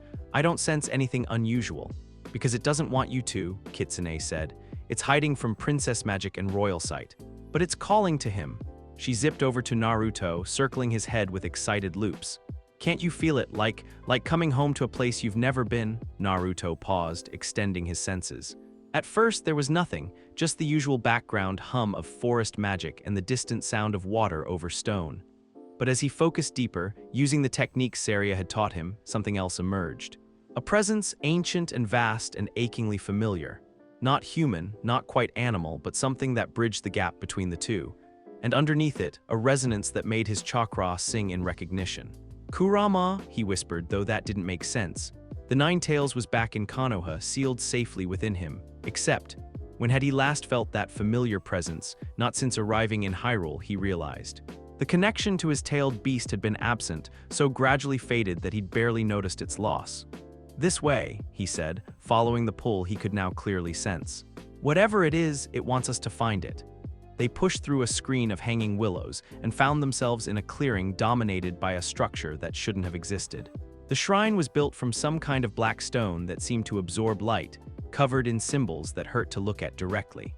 But despite its ominous appearance, the building radiated a sense of peace and safety that made Naruto's chakra systems relax for the first time since arriving in this world. "Fox Shrine," Kitsune breathed, her light dimming with what looked like reverence. "I've heard stories, but I never thought. These were supposed to be all destroyed centuries ago." "Destroyed why?" Zelda asked, though she was already moving toward the entrance with the focused intensity of someone who recognized historical significance when she saw it. "Because the fox spirits were too independent," a new voice said from the shrine's entrance. "Too unwilling to accept that their power should serve the ambitions of kings and conquerors." The figure that emerged was humanoid but clearly not human. Tall and lean, with features that were too sharp and eyes that held depths of intelligence no mortal face should contain. Most distinctively, 9 fox tails swayed behind it, each one glowing with a different color of chakra. "Kurama," Naruto said, though even as he spoke the name, he knew it wasn't quite right. This being looked like the 9 tails might, if it chose to take human form, but it was older, wilder, touched with magics that had nothing to do with the ninja world. "Close," the fox spirit said with amusement. "I am Kyubi, the first of my kind, guardian of the boundary between worlds. Kurama is, let us call him my younger brother. A fragment of my power, sent to your world long ago when the barriers between realms were stronger." "Sent why?" "To find you." Kyubi stepped fully into the clearing, and Naruto could feel the raw power radiating from the ancient spirit. "Or rather, to find the soul that would eventually become you, the one destined to bridge different worlds, different kinds of power." Zelda had been studying the shrine's symbols, but she turned at this. "You're saying Naruto's connection to the 9 tails wasn't an accident?" "Nothing about the hero is ever an accident, Princess of Wisdom. The cycles of reincarnation, the awakening of ancient evils, the gathering of power to stand against darkness, all of it follows patterns established by forces far older than your kingdom." Kyubi's tails swished with what might have been amusement. "Though I admit this particular incarnation is more creative than most." "Creative how?" Instead of answering, Kyubi gestured toward the shrine. "Come, there are things you need to see, truths that will be essential for the trials ahead. But I warn you, knowledge of this magnitude comes with a price." The interior of the shrine was larger than the outside suggested, with chambers that stretched back into what seemed like infinite darkness. But it was the walls that caught Naruto's attention, covered in murals that depicted scenes he almost recognized. There was Hyrule, but younger, with different geography and cities he'd never heard of. And there were fox spirits everywhere, not just 1 or 2, but dozens, serving as guardians and guides and bridges between the mortal world and something vast and luminous beyond. "We were the first guardians," Kyubi explained, leading them deeper into the shrine. "Before the Triforce, before the goddesses established their current order, we maintained the balance between light and shadow. Not by defeating darkness, but by ensuring it never grew strong enough to consume everything. What happened? Ganondorf. The name was spoken like a curse. In his first incarnation, he was not content to simply conquer Hyrule. He sought to remake the fundamental laws that govern reality itself, to establish a hierarchy where his power would be absolute and eternal. They reached a central chamber dominated by a pool of water that reflected not the ceiling above, but images from what looked like different worlds. Naruto saw glimpses of Konoha, of other places that seemed familiar but alien, of realms where magic and technology blended in impossible ways. To stop him, Kyubi continued, we had to do something drastic. We scattered ourselves across multiple realities, ensuring that no matter how completely he might dominate one world, there would always be others beyond his reach. And we left anchors, fragments of our power that would eventually call to the souls capable of bridging those gaps. Like Kurama, who found you, guided you, helped you become strong enough to eventually find your way here. Kyubi turned to face him directly, and Naruto felt the weight of that ancient gaze. The question now is, are you willing to accept the full truth of what you are? Which is the bridge, not just between light and dark, not just between different kinds of power, but between worlds themselves. The hero who doesn't just defeat evil, but ensures it can never again threaten the fundamental balance of existence. Kitsune, who had been unusually quiet during this exchange, suddenly zipped between them with agitated loops. Wait, are you saying he's supposed to fix everything everywhere forever? That's a really big job. The biggest, Kyubi agreed solemnly. Which is why the power required to accomplish it will change him permanently. If he accepts what I'm offering, he will no longer be entirely human, entirely mortal. He will become something new, a living bridge between realities, capable of drawing power from multiple sources but belonging completely to none of them. Zelda stepped forward, her expression troubled. What exactly are you offering? Full integration. Not just access to Fox spirit power, but true merger, his chakra, my magic, Kurama's accumulated experience, and the Triforce energy he's already awakened, all unified into something that has never existed before. Kyubi's tails began to glow brighter. He would gain the ability to travel between worlds, to draw upon the full spectrum of magical energies, to heal corruption that others consider irreversible. But he would also become the guardian of the boundaries between realms, responsible for maintaining balances that most people will never understand or appreciate. And if I don't accept, then you remain as you are powerful, but limited to the energies of this single reality. You might still defeat Ganondorf's current incarnation, but you won't be able to prevent him from eventually finding ways to threaten other worlds. The cycle will continue, just with a larger scope for potential destruction. Naruto found himself staring into the reflecting pool, watching images of different worlds flash by. In one, he saw a version of Konoha where the buildings were made of crystal, and people flew through the air on wings of light. In another, he saw Hyrule Castle surrounded by massive mechanical constructs that moved with purposeful intelligence. These are all real, he asked. All real, all connected by threads most people can't perceive. Ganondorf's ultimate goal isn't just to rule Hyrule, it's to control the connections themselves, to become the singular power that determines what can flow between realities. The choice should have been easy. More power, the ability to protect not just one world but many, the chance to finally end an ancient cycle of destruction. But Naruto found himself hesitating. What about my friends back home? My connections there, they would remain, Kyubi said gently. But they would change, as all relationships change when one person grows beyond what they were before. You could visit that world, help protect it, but you would no longer belong to it in the same way. Before Naruto could respond, the shrine's walls began to vibrate with an ominous rhythm. The peaceful atmosphere shattered as shadows began pouring in through cracks that appeared in the very air itself. He's found us, Kyubi snarled, his 9 tails flaring with defensive energy. Ganondorf has been tracking the shrine, waiting for this moment. The shadows coalesced into figures that made the corrupted sage from the forest look like a minor threat. These were beings of pure darkness, their forms shifting and writhing as if reality couldn't quite decide what they were supposed to look like. And leading them was a figure that radiated such malice that Naruto's newly integrated mountain and forest magic immediately recoiled. The would-be bridge builder, the figure said in a voice like grinding glass. How convenient to find you here, contemplating powers beyond your comprehension. This was Ganondorf, though not in his physical form. This was his spiritual presence, projected across space through will and magic so advanced it might as well have been divine. He appeared as a towering humanoid wreathed in shadows, with burning red eyes and an aura of corruption that made the air itself feel poisonous. You're too late, he continued, gesturing and sending his shadow servants to surround the group. I have already begun corrupting the reincarnation cycle at its source. Soon, every hero who awakens will serve my will, every princess will spread my influence, every attempt at resistance will only strengthen my power. Like hell, Naruto stepped forward, his chakra flaring with gold and green and red energies.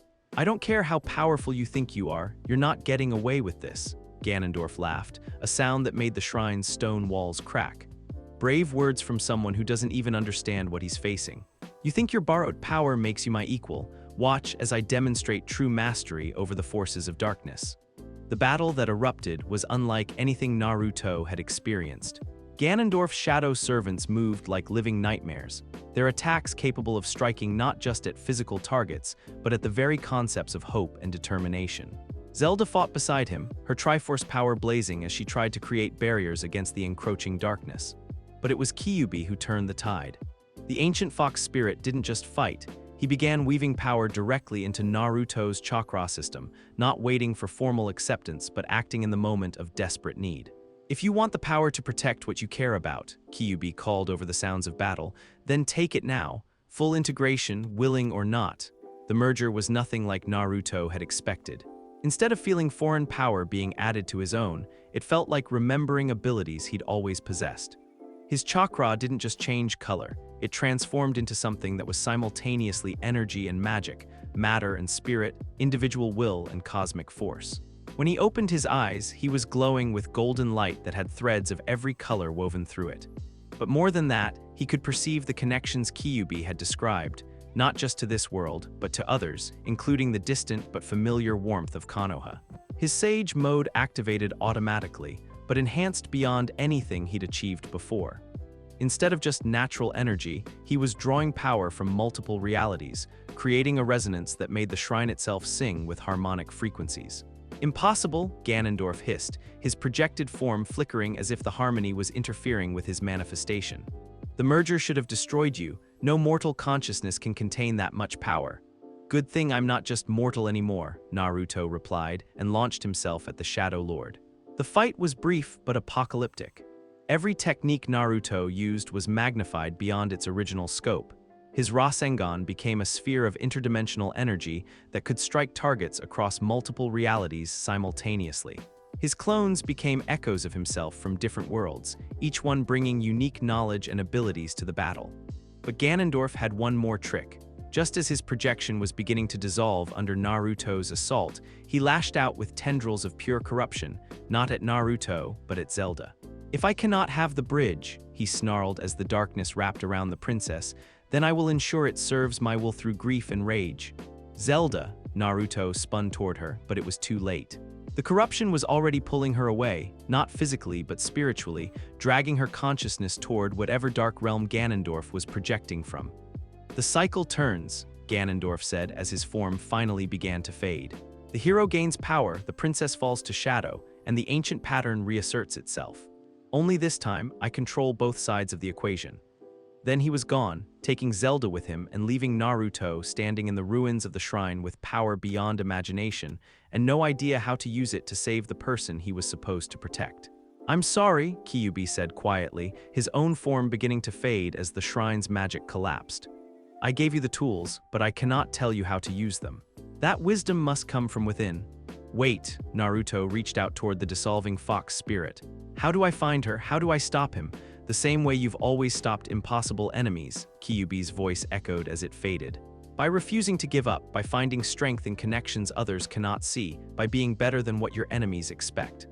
A pause then, and by remembering that some bridges can only be built from both sides. Then Naruto was alone in the collapsed shrine, with Kitsune hovering nearby radiating concern and confusion. "So," the fairy said in a small voice, "that was intense. Are you okay? You look different, you feel different, and not just the glowing thing, though the glowing thing is pretty impressive." Naruto looked down at his hands, which were still faintly luminous with interdimensional energy. He could feel the connections Kyuubi had described, threads of power and possibility stretching across realities. But he could also feel the gaping absence where Zelda's presence had been, the wrongness of her being pulled into Ganondorf's influence. "I'm different," he said finally, "but I'm still me, and I'm going to get her back. Even if it means facing Ganondorf at full power, in his own domain." Naruto thought about that, weighing the impossibility of the task against the alternative of letting Zelda suffer for his failure to act quickly enough. When he put it that way, the choice was obvious. "Especially then," he said, and began walking toward whatever destiny was waiting for him.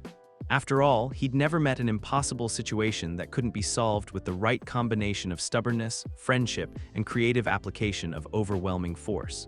Now he just had to figure out how to apply interdimensional fox spirit power to the problem of storming the fortress of an ancient evil. It was going to be interesting. Finding Ganondorf's stronghold turned out to be the easy part. Naruto had expected to spend days tracking the Dark Lord across Hyrule, following magical traces and questioning terrified villagers. Instead, the moment he stepped out of the collapsed shrine and extended his newly enhanced senses, Ganondorf's presence blazed like a beacon across the dimensional barriers. "He's not hiding," Kitsune observed, perched on his shoulder as they surveyed the twisted spire of black stone that had erupted from the earth near the ruins of old Hyrule Castle. "That's probably not good, right?" When the evil overlord stops being sneaky, it usually means he's confident he can win. Or it means he wants me to find him, Naruto replied, studying the fortress through eyes that could now perceive far more than they used to. The structure existed in multiple dimensions simultaneously, its foundations reaching down into realms of pure shadow while its peak stretched into spaces where reality became negotiable. This whole thing could be a trap, could be. Definitely is. The question is whether we're walking into it on purpose or by accident. That was the question, wasn't it? Every instinct Naruto had developed through years of dangerous missions was screaming at him to be careful, to gather intelligence, to approach this systematically. But every moment he spent being cautious was another moment Zelda remained in Ganondorf's power, subject to whatever corruption the Dark Lord was using to twist her nature. We're going in, he decided, but we're doing it smart. Full stealth approach, gather information, find Zelda, get out. No heroic charges, no dramatic confrontations until we know what we're dealing with. Right, because that plan has worked so well for heroes in the past. This time will be different. Famous last words. Despite her pessimism, Kitsune proved invaluable for the infiltration. Her illusion magic had grown stronger since Naruto's merger with Kyuubi, fed by the interdimensional energy that now flowed through his chakra system. She could make him effectively invisible not just to sight, but to magical detection as well. The approach to the fortress was eerily quiet. No guards patrolled the perimeter, no defensive spells crackled in the air, no monsters lurked in the shadows. Just an empty landscape of twisted stone and dead grass that crunched under their feet like broken bones. This is wrong, Naruto murmured as they reached the base of the tower. Where are the defenses, the minions? Even crazy megalomaniacs usually have some kind of security. Maybe the security is inside. Or maybe he's so powerful now that he doesn't need. Kitsune's words cut off abruptly as they reached the tower's entrance. The doors were massive slabs of what looked like crystallized darkness, covered in symbols that hurt to look at directly. But they stood wide open, revealing a corridor that stretched into the structure's depths. And floating just inside the entrance, glowing with malevolent light, were words written in letters of fire. "Welcome, bridge builder. The princess awaits." "Definitely a trap," Kitsune whispered. "Definitely," Naruto agreed and walked through the doors anyway. The interior of the tower was designed by someone with a doctorate in psychological warfare. The corridors were just slightly too narrow, the ceiling just a bit too low, forcing visitors to move in uncomfortable crouches. The walls were covered in mirrors that showed not reflections, but glimpses of possible futures, most of them involving Naruto's gruesome death in various creative ways. But more unsettling than the architecture was the sense of wrongness that permeated everything. This wasn't just a building constructed from dark materials. It was a space that existed partially outside normal reality, where the usual rules of physics and magic were more like loose suggestions. "Stay close," Naruto whispered to Kitsune, though he needn't have bothered. The fairy was pressed so tightly against his neck that she was practically hiding in his collar. They climbed through level after level, passing rooms filled with impossible geometries and corridors that led in directions that didn't have names. Naruto's enhanced senses were working overtime, tracking multiple dimensional overlays, and trying to maintain his bearings in a space that seemed designed to confuse anyone who dared enter it. Finally, they reached what seemed like the central chamber, a vast circular room dominated by a pool of liquid shadow in the center. And floating above that pool, suspended in chains of crystallized darkness, was Zelda. She was alive, but changed. Her usual blue and white dress had been replaced by robes of midnight black, and her golden hair now held streaks of silver that moved like living metal. But it was her eyes that made Naruto's heart sink. They still held her intelligence, her strength, but underneath those familiar qualities was something new. Something that whispered of power and the willingness to use it without mercy. "Naruto," she said, and her voice carried harmonics that hadn't been there before. "You came for me, how wonderfully predictable." "Zelda," he started toward her, then stopped as he noticed the figure standing in the shadows at the edge of the chamber. It looked like him, not similar, not reminiscent. It was him, down to the whisker marks on his cheeks and the way he stood with his weight slightly forward on his toes. But where Naruto's clothes were orange and blue, this version wore black and red. Where Naruto's eyes held determination, this one's held calculation. And where Naruto's chakra flowed with golden light, this one's energy was shot through with veins of corruption. "Hello, original," the dark Naruto said with a voice identical to his own. "Enjoying the reunion? I do so love family gatherings." Another illusion? Naruto asked, though he was already extending his senses to analyze the figure. What he found made his blood run cold. This wasn't a projection or a shadow construct. This was a real person, with real chakra, real memories, and a real connection to powers that felt disturbingly familiar. Oh, much more than that, Dark Naruto replied with a grin that held no warmth. I'm what you could become if you just stopped fighting the inevitable, the hero who realized that some problems can't be solved with friendship and determination. Let me guess, Ganondorf made you. Ganondorf showed me the truth. That the cycle of reincarnation isn't about heroism, it's about futility. Link fights Ganondorf, wins, dies. Link reincarnates, fights Ganondorf again, wins, dies. Over and over forever, while innocent people suffer in the spaces between. Dark Naruto began walking around the chamber's perimeter, never taking his eyes off his original. But what if the cycle could be broken? What if someone with the power to bridge realities could ensure that the suffering simply stopped? By helping Ganondorf take over everything, by becoming what this world needs, a permanent guardian, unchanging, eternal. Someone strong enough to make the hard choices that preserve peace, even when those choices aren't pretty. From her position above the shadow pool, Zelda spoke up. He makes valid points, Naruto. I've seen what Ganondorf showed me, the pattern of endless conflict, the civilizations that rise and fall while the same tired drama plays out between the same reincarnated souls. Wouldn't it be kinder to simply end the uncertainty? Naruto stared at her, searching for any sign that this was still the woman who had stood beside him in the Temple of Time, who had taught him about the Triforce, who had trusted him with the truth about his nature. But while her face was familiar, something fundamental had changed. This isn't you talking, he said finally. This is whatever he did to you. Or, Dark Naruto suggested, this is her talking for the first time without the burden of expectations and hope clouding her judgment. Tell me, original, how many people have suffered while you've been playing hero? How many have died because you insisted on trying to save everyone instead of making the pragmatic choice to save the majority? Images flashed through Naruto's mind, not his memories, but visions forced into his consciousness by some external power. He saw versions of himself failing, letting people die through indecision or misplaced mercy. He saw Konoha burning while he tried to negotiate with enemies who had no intention of honoring any agreement.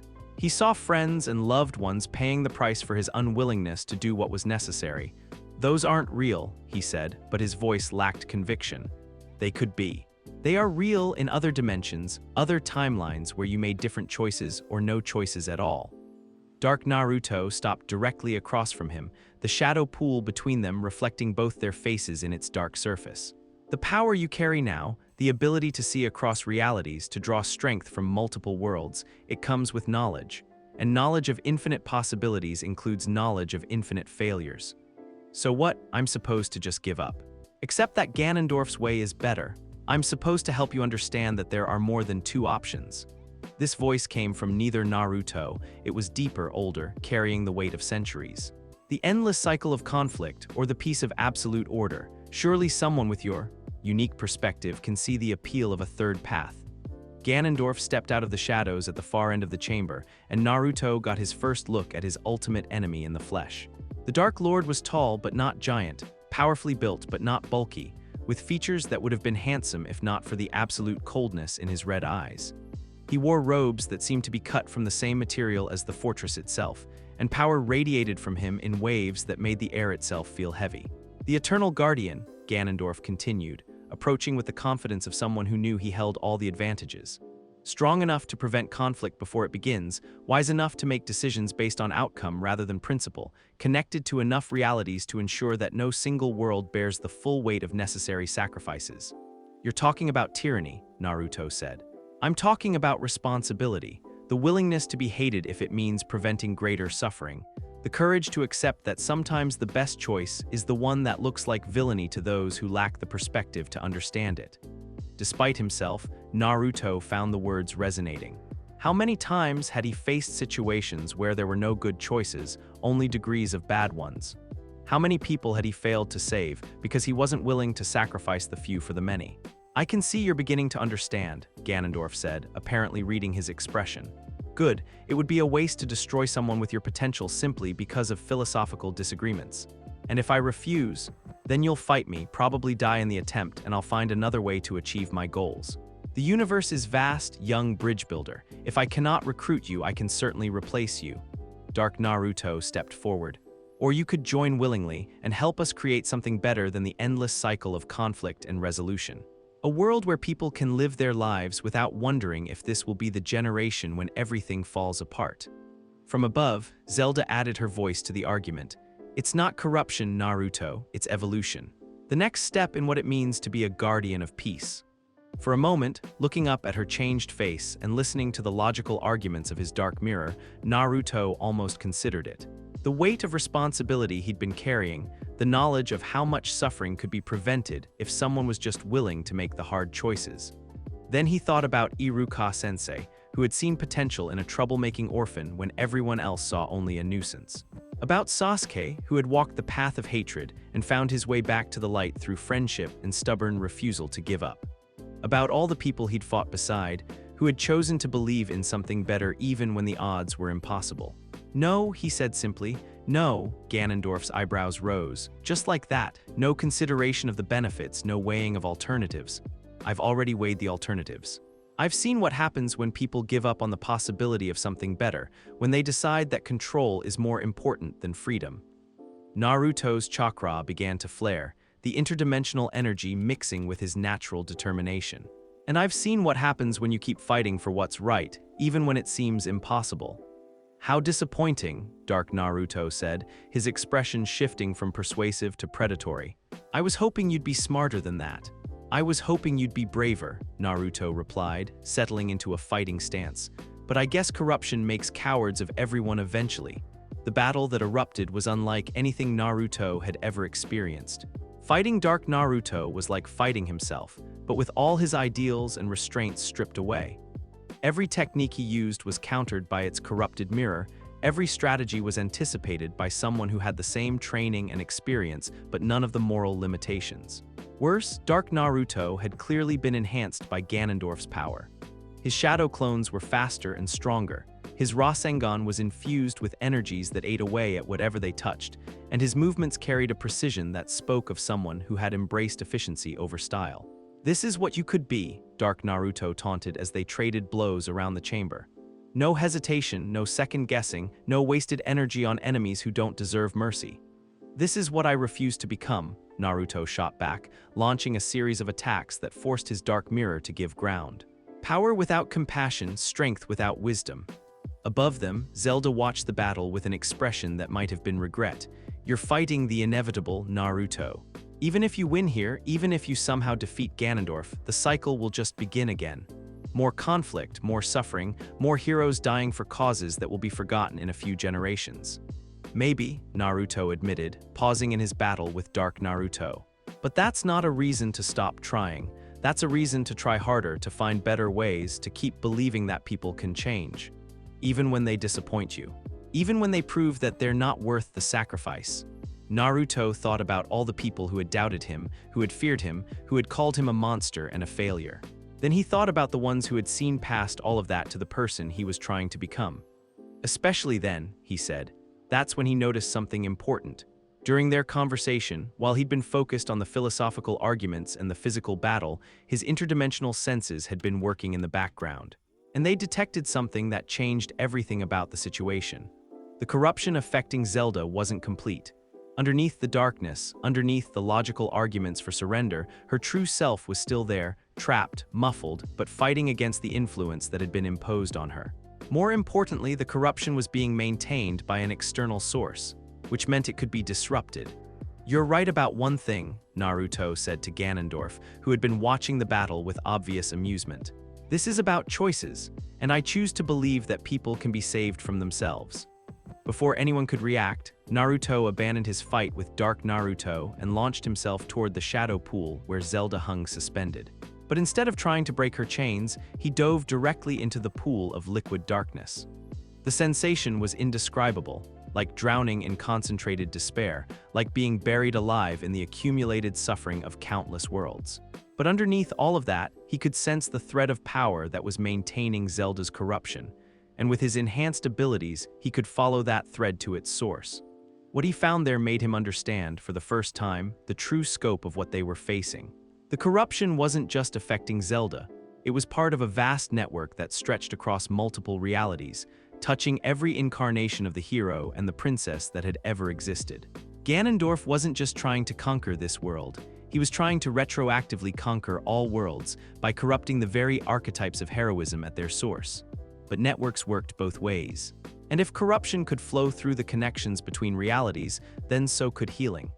Naruto reached out with his interdimensional awareness, touching every thread in the vast web of reincarnation. To each trapped consciousness, each corrupted hero and princess across the infinite expanse of possible worlds, he sent the same message: "You're not alone, you don't have to accept this. There's still a choice." The response was immediate and overwhelming. Across dozens of realities, heroes began breaking free from corruption, princesses began reclaiming their true natures, and the vast network that Ganondorf had spent eons constructing began to unravel. When Naruto emerged from the shadow pool, gasping and covered in darkness that steamed away from his skin like mist, Zelda was herself again, still chained, still trapped, but with clear eyes and an expression of fierce determination. "That was incredibly stupid," she said, "and absolutely brilliant. Thanks, I think." Naruto looked around the chamber, noting that Dark Naruto had vanished and Ganondorf was nowhere to be seen. Where did they go? Tactical retreat, probably. You just undid centuries of careful work in about 30 seconds. Even Ganondorf needs time to process a setback that significant. As if summoned by his name, the Dark Lord's voice echoed through the chamber, though his physical form remained absent. "Impressive, bridge builder. You've forced me to reevaluate my approach. But do not mistake this small victory for ultimate triumph. I have resources you cannot imagine, allies in places you have never dreamed of exploring. This battle is won, but the war is far from over." "Then bring it on," Naruto called back. "I'm not going anywhere." "Oh, but you are, all of you are, because while you've been playing hero in my fortress, I've been making arrangements elsewhere. Tell me, do you know what happens when someone with my level of power decides to simply relocate an entire kingdom?" The chamber began to shake, and through the twisted windows, Naruto could see Hyrule Castle in the distance beginning to blur and distort. "He's moving the entire kingdom into a dimensional pocket," Zelda said, her face pale with understanding. "Somewhere he has complete control over the fundamental laws of reality. Can we stop it? Not from here. We'd need to be at the center of the translocation effect, and that's Hyrule Castle. I know." Naruto began gathering his power, preparing for what was probably going to be a very unpleasant form of travel. "Hold on, this might get bumpy." "Wait, what are you?" But Naruto had already grabbed her chains and torn them from their moorings with brute force enhanced by interdimensional energy. Then, without waiting for further discussion, he wrapped his arms around her and activated every movement technique he knew simultaneously. The result was less like running and more like temporarily ceasing to exist in any particular location. When they reappeared, it was in the courtyard of Hyrule Castle, just as the translocation effect reached its crescendo. "That," Zelda said weakly, "was also incredibly stupid." But did it work? Around them, reality twisted like taffy as Ganondorf's spell reached completion. The familiar landscape of Hyrule faded away, replaced by something that looked like a child's nightmare version of the kingdom. All sharp edges and impossible angles, under a sky that couldn't decide what color it wanted to be. "We're in his domain now," Zelda said, "where he makes the rules and we play by them." "Then we'll just have to change the rules," Naruto replied, looking around at the twisted landscape with grim determination. From somewhere in the dark castle that had replaced the familiar white walls of Zelda's home, Ganondorf's laughter echoed across the transformed kingdom. "Welcome to my world, heroes. I do hope you'll find your stay." Educational, Kitsune, who had somehow managed to hang onto Naruto's shoulder through the entire ordeal, finally spoke up. "You know what? I think we might be in trouble. Just might be." "Okay, we're definitely in trouble. Big trouble, possibly the biggest trouble anyone has ever been in." Naruto looked at the twisted landscape, felt the wrongness in the air as reality bent to Ganondorf's will, and considered their options. They were trapped in a pocket dimension controlled by an enemy who had just demonstrated the ability to corrupt the fundamental archetypes of heroism itself. On the other hand, he'd been in impossible situations before. And he'd never yet found a problem that couldn't be solved with the right combination of creative thinking, stubborn determination, and judicious application of overwhelming force. "Well," he said finally, "at least it can't get any worse." Somewhere in the distance, something that sounded like a dragon made of pure malice began roaring. "Why?" Kitsune asked wearily. "Did you have to say that?" The twisted version of Hyrule that Ganondorf had created was like walking through a fever dream. Trees grew downward from a sky that shifted between blood red and sickly green. Rivers flowed uphill in spirals that hurt to look at directly. And everywhere, the familiar landmarks of the kingdom had been warped into grotesque parodies of themselves. Castle Town was now a maze of buildings that leaned at impossible angles. Death Mountain had become a writhing mass of stone tentacles, and the Lost Woods were filled with trees that whispered secrets no one should ever hear. "Okay," Naruto said, studying their surroundings from what had once been the castle's main balcony. "So we're trapped in a pocket dimension controlled by an ancient evil who can rewrite the laws of physics on a whim. How exactly do we fight someone like that?" "We don't," Zelda replied, though she didn't sound defeatist, more like someone working through a complex problem. Not directly, anyway. In his own domain, Ganondorf is essentially a god. We'd need power that operates on the same fundamental level as his reality manipulation. Such as the sages. If any of them survived the translocation, they might be able to create pockets of normal reality where we could regroup and plan. Zelda pointed toward what had been the Temple of Time, now a twisting spire of black crystal. There should be a way to contact them from there, assuming the sacred sites retain any of their original power. Kitsune, who had been unusually quiet since their arrival in this twisted realm, suddenly perked up with excitement. Wait, I can feel them, the sages, they're still here. They're hidden, but they're definitely still here." "Hidden how?" "Like, imagine you're looking at a painting, but there's another painting underneath it that you can only see if you know how to look through the top layer. They're occupying the same spaces as Ganondorf's corruptions, but existing in a different dimensional frequency."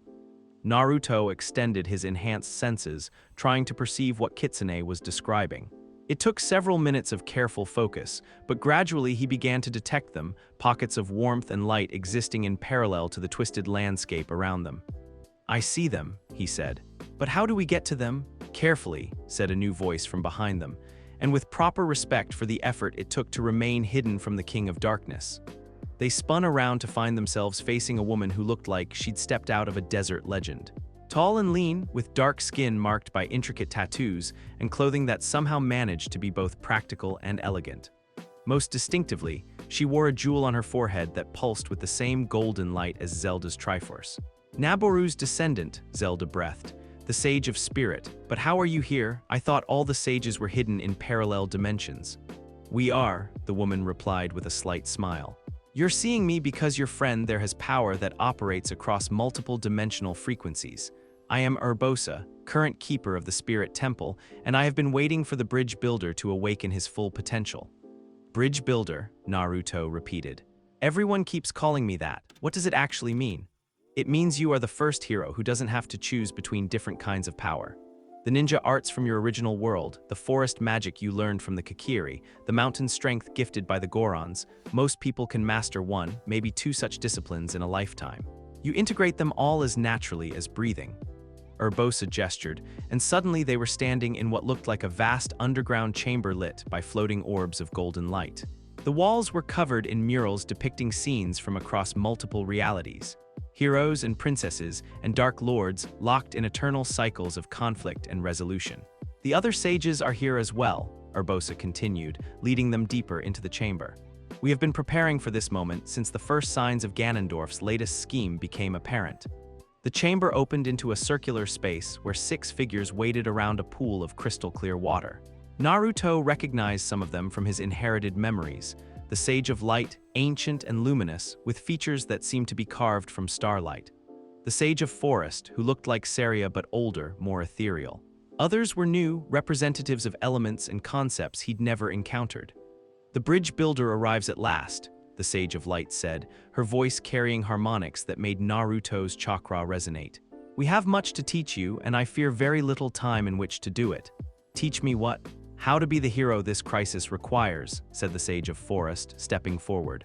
"The reincarnation cycle has always followed certain patterns, the same souls, the same roles, the same essential conflicts. But you have broken those patterns simply by being yourself." The Sage of Shadow, a figure whose features shifted constantly between light and darkness, added his voice to the discussion. "Link was always the hero of courage, defined by his willingness to face impossible odds. But you are something new, the hero of connection, defined by your ability to find common ground between opposing forces." which is exactly what Link's soul needed to break free from the cycle of endless repetition, the Sage of Light continued.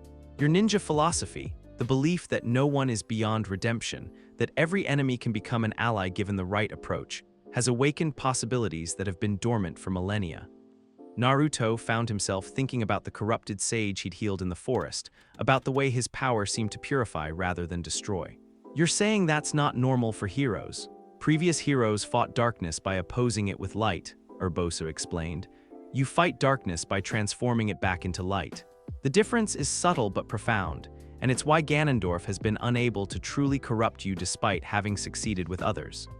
The Sage of Water, whose form seemed to be made of living liquid, gestured toward the pool in the center of the chamber. Show him, sisters, let him see what he truly is. The water began to glow, and images formed in its depths, but not scenes from the past or possible futures. Instead, Naruto saw himself as the sages apparently perceived him. His chakra wasn't just the familiar blue energy he was used to, it was a complex weaving of every power he'd encountered. All of them harmonized into something that was greater than the sum of its parts. Forest green for growth and healing, mountain red for strength and endurance, golden light from the Triforce, silver threads that spoke of connections across realities, and underneath it all, the deep blue that had always been uniquely his, the color of someone who refused to give up on people, even when they'd given up on themselves. This is why the Master Sword hasn't accepted you yet, the Sage of Light said. The blade was forged for the old kind of hero, the one who fought evil with pure opposition. But you are becoming something new, a hero who fights evil with understanding, who defeats enemies by showing them better paths. The sword needs to evolve to match its wielder, added the Sage of Time, whose presence felt like standing at the intersection of past and future. And evolution requires conscious choice, deliberate transformation. You want me to change the Master Sword. We want you to help it become what it was always meant to be, Urbosa corrected. Not just the blade of evil's bane, but the tool of evil's redemption, a weapon that doesn't destroy darkness so much as illuminate it. What followed was the most intensive training Naruto had ever experienced. The sages didn't just teach him techniques, they helped him understand the fundamental principles behind every form of power he'd encountered. Forest magic wasn't just about harmony with nature, but about seeing the connections that linked all living things. Mountain strength wasn't just about physical power, but about the patience and persistence needed to weather any storm. And his own chakra, the ninja arts he'd trained in since childhood, weren't separate from these other powers. They were the foundation that made integration possible, the core philosophy that allowed him to see every form of energy as just another tool for protecting the people he cared about. Your Rasengan, the Sage of Light observed during one training session, has always been about more than destruction. It's about transformation, taking chaotic energy and giving it form, purpose, direction. That's why it adapts so readily to other kinds of power. She was right.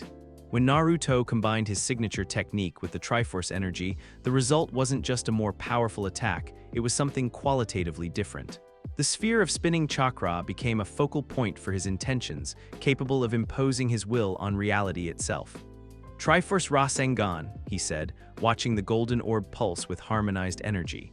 It doesn't just hit hard, it changes things, makes them more like what they should be instead of what they are. Precisely. And this, the Sage of Light gestured, and suddenly Naruto felt a familiar weight in his hands. The Master Sword was there, but transformed. The blade still held its characteristic blue-white glow, but now that light was shot through with threads of every color: forest green, mountain red, Triforce gold, and the deep blue of his own chakra. The crossguard had evolved as well, taking on a form that resembled wings, but also suggested the spiral patterns he'd learned to associate with connection and unity. The blade accepts you now, the sage said. Not as Link reborn, but as Naruto who carries Link's legacy. The sword has evolved to match your nature, still capable of cutting through evil, but now equally capable of healing what has been corrupted. Naruto raised the transformed blade, marveling at how natural it felt in his hands. It was heavier than a kunai but lighter than it looked, and it seemed to resonate with his chakra in ways that suggested limitless possibilities. There's more, Urbosa said, stepping forward with a scroll covered in symbols he didn't recognize. A technique that combines your ninja heritage with your role as the bridge builder. We call it the Sage Art, Master Sword Summoning. Summoning, like with contracts and blood seals. Similar concept, different execution. Instead of summoning creatures from other realms, you're summoning aspects of the Master Sword's true nature. The blade exists in multiple dimensions simultaneously. This technique lets you access those other versions. Learning the technique was challenging in ways Naruto hadn't expected. It required him to think of the Master Sword not as a single object, but as the physical manifestation of an idea that existed across all realities where heroes fought against darkness. When he successfully performed the summoning, he briefly held not one blade, but dozens, each one representing a different aspect of what it meant to be a hero. Incredible, he breathed, watching the multiple swords shimmer in and out of existence around him. It's like having access to every hero who ever lived. In a sense, you do, the Sage of Time said. The reincarnation cycle means that all heroes are connected across space and time. Your unique nature as the bridge builder allows you to tap into that collective experience more directly than any previous incarnation. They worked through technique after technique, each one building on the foundations the others had established. Shadow Clone Jutsu became a method for exploring multiple dimensional frequencies simultaneously. Tree walking became a way to move through realities that operated on different physical laws. Even his basic transformation technique took on new properties, allowing him to appear as different versions of himself from across the multiverse. But the most important lesson came at the end, when all the techniques had been learned and all the principles had been internalized. Power is not the point, Urbosa said, as they sat around the pool that now reflected scenes from across multiple realities.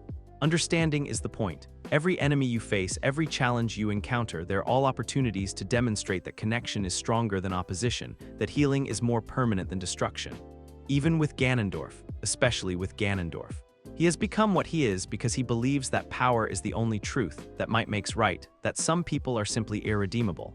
Your existence proves him wrong, and that's why he fears you more than any hero who came before. The Sage of Light stood, her luminous form beginning to fade as their time together drew to a close. Remember, Bridge Builder, you are not Link reborn. You are Naruto who carries Link's legacy. The distinction matters because it means you can choose to be something Link never could. The hero who ends the cycle by transforming it. Transform it how? By showing everyone, allies and enemies alike, that there's always another way.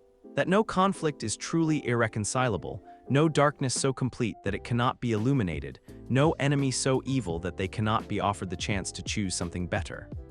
As the sages began to fade back to their hidden dimensions, Urbosa placed a hand on Naruto's shoulder.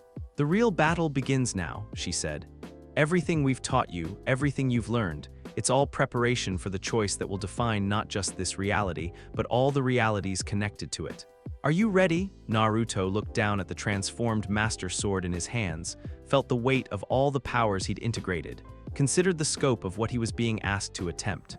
Then he thought about Zelda, about the Gorons who had accepted him as a brother, about Saria and the forest spirits, about all the people across multiple realities who were depending on someone being willing to try the impossible.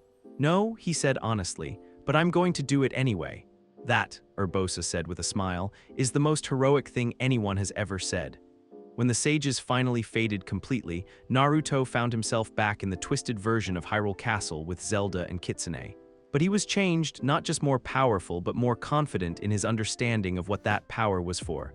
How do you feel? Zelda asked, studying his face with concern. Different. But still me? Naruto stood up, the Master Sword dissolving back into the interdimensional space where it waited to be summoned. Ready to go change some fundamental rules about how reality works. That's my favorite kind of plan, Kitsune said cheerfully. Completely impossible with a high probability of spectacular failure. Just like old times.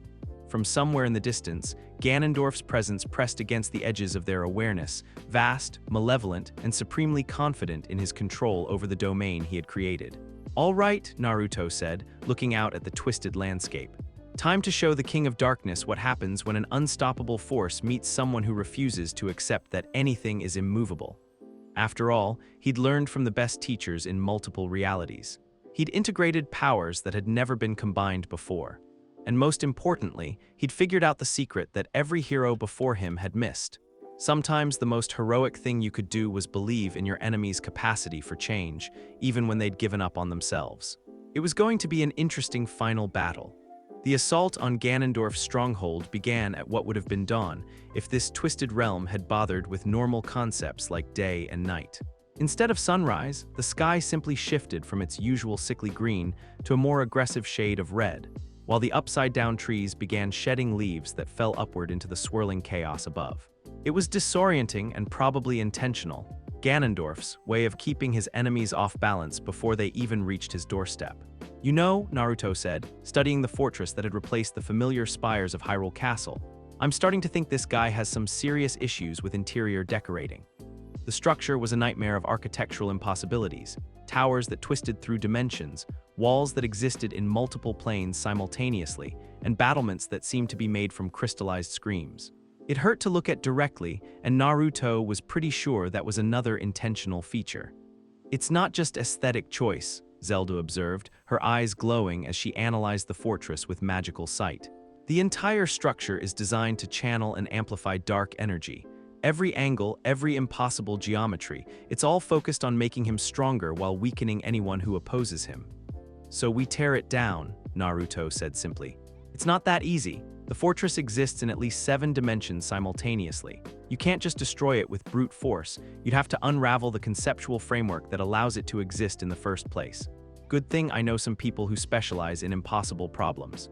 Before Zelda could ask what he meant, Naruto placed his hands in a familiar seal configuration. But instead of creating his usual shadow clones, what appeared were figures that made both his companions step back in shock. They looked like him, but each one was clearly from a different reality. One wore the traditional green tunic and pointed cap of Link's legend.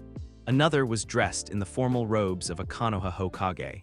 A third appeared to be some kind of interdimensional warrior, with armor that shifted between different materials depending on the angle of observation. "Dimensional echoes," he explained, as more versions of himself continued to appear. "The sages taught me that all heroes are connected across space and time. This technique lets me temporarily manifest those connections as independent entities." The effect was spectacular and deeply unsettling. Within minutes, there were dozens of alternate Narutos spreading across the twisted landscape, each one drawing on different combinations of powers and experiences. Some moved with the fluid grace of trained ninjas, others carried themselves with the measured confidence of legendary swordsmen, and a few seemed to operate according to physical laws that didn't apply to anyone else. "This is either brilliant or completely insane," Zelda said, watching the army of interdimensional warriors begin their advance on the fortress. "Why not both?" Kitsune chimed in, doing excited loop-de-loops around Naruto's head. "I vote for both, it's way more fun that way."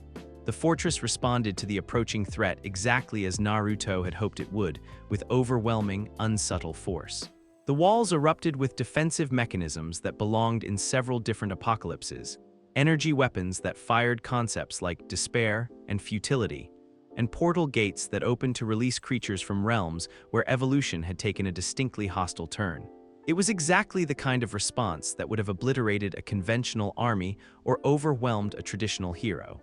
But Naruto's dimensional echoes weren't conventional anything. The ninja versions moved through the defensive fire like it was a training exercise, their enhanced reflexes and strategic thinking allowing them to identify and exploit weaknesses in patterns of attack that seemed random but weren't. The hero versions simply endured, their accumulated experience with impossible odds letting them find paths through destruction that shouldn't have existed. And the interdimensional warriors did things that made physics curl up in a corner and weep. "How are they doing that?" Zelda asked, staring as one of the echoes literally ran up a beam of pure entropy and used it as a platform to leap over a wall made of crystallized time. "I have no idea," Naruto admitted. "But that's the point. Each echo is drawing on experiences and knowledge I don't personally possess.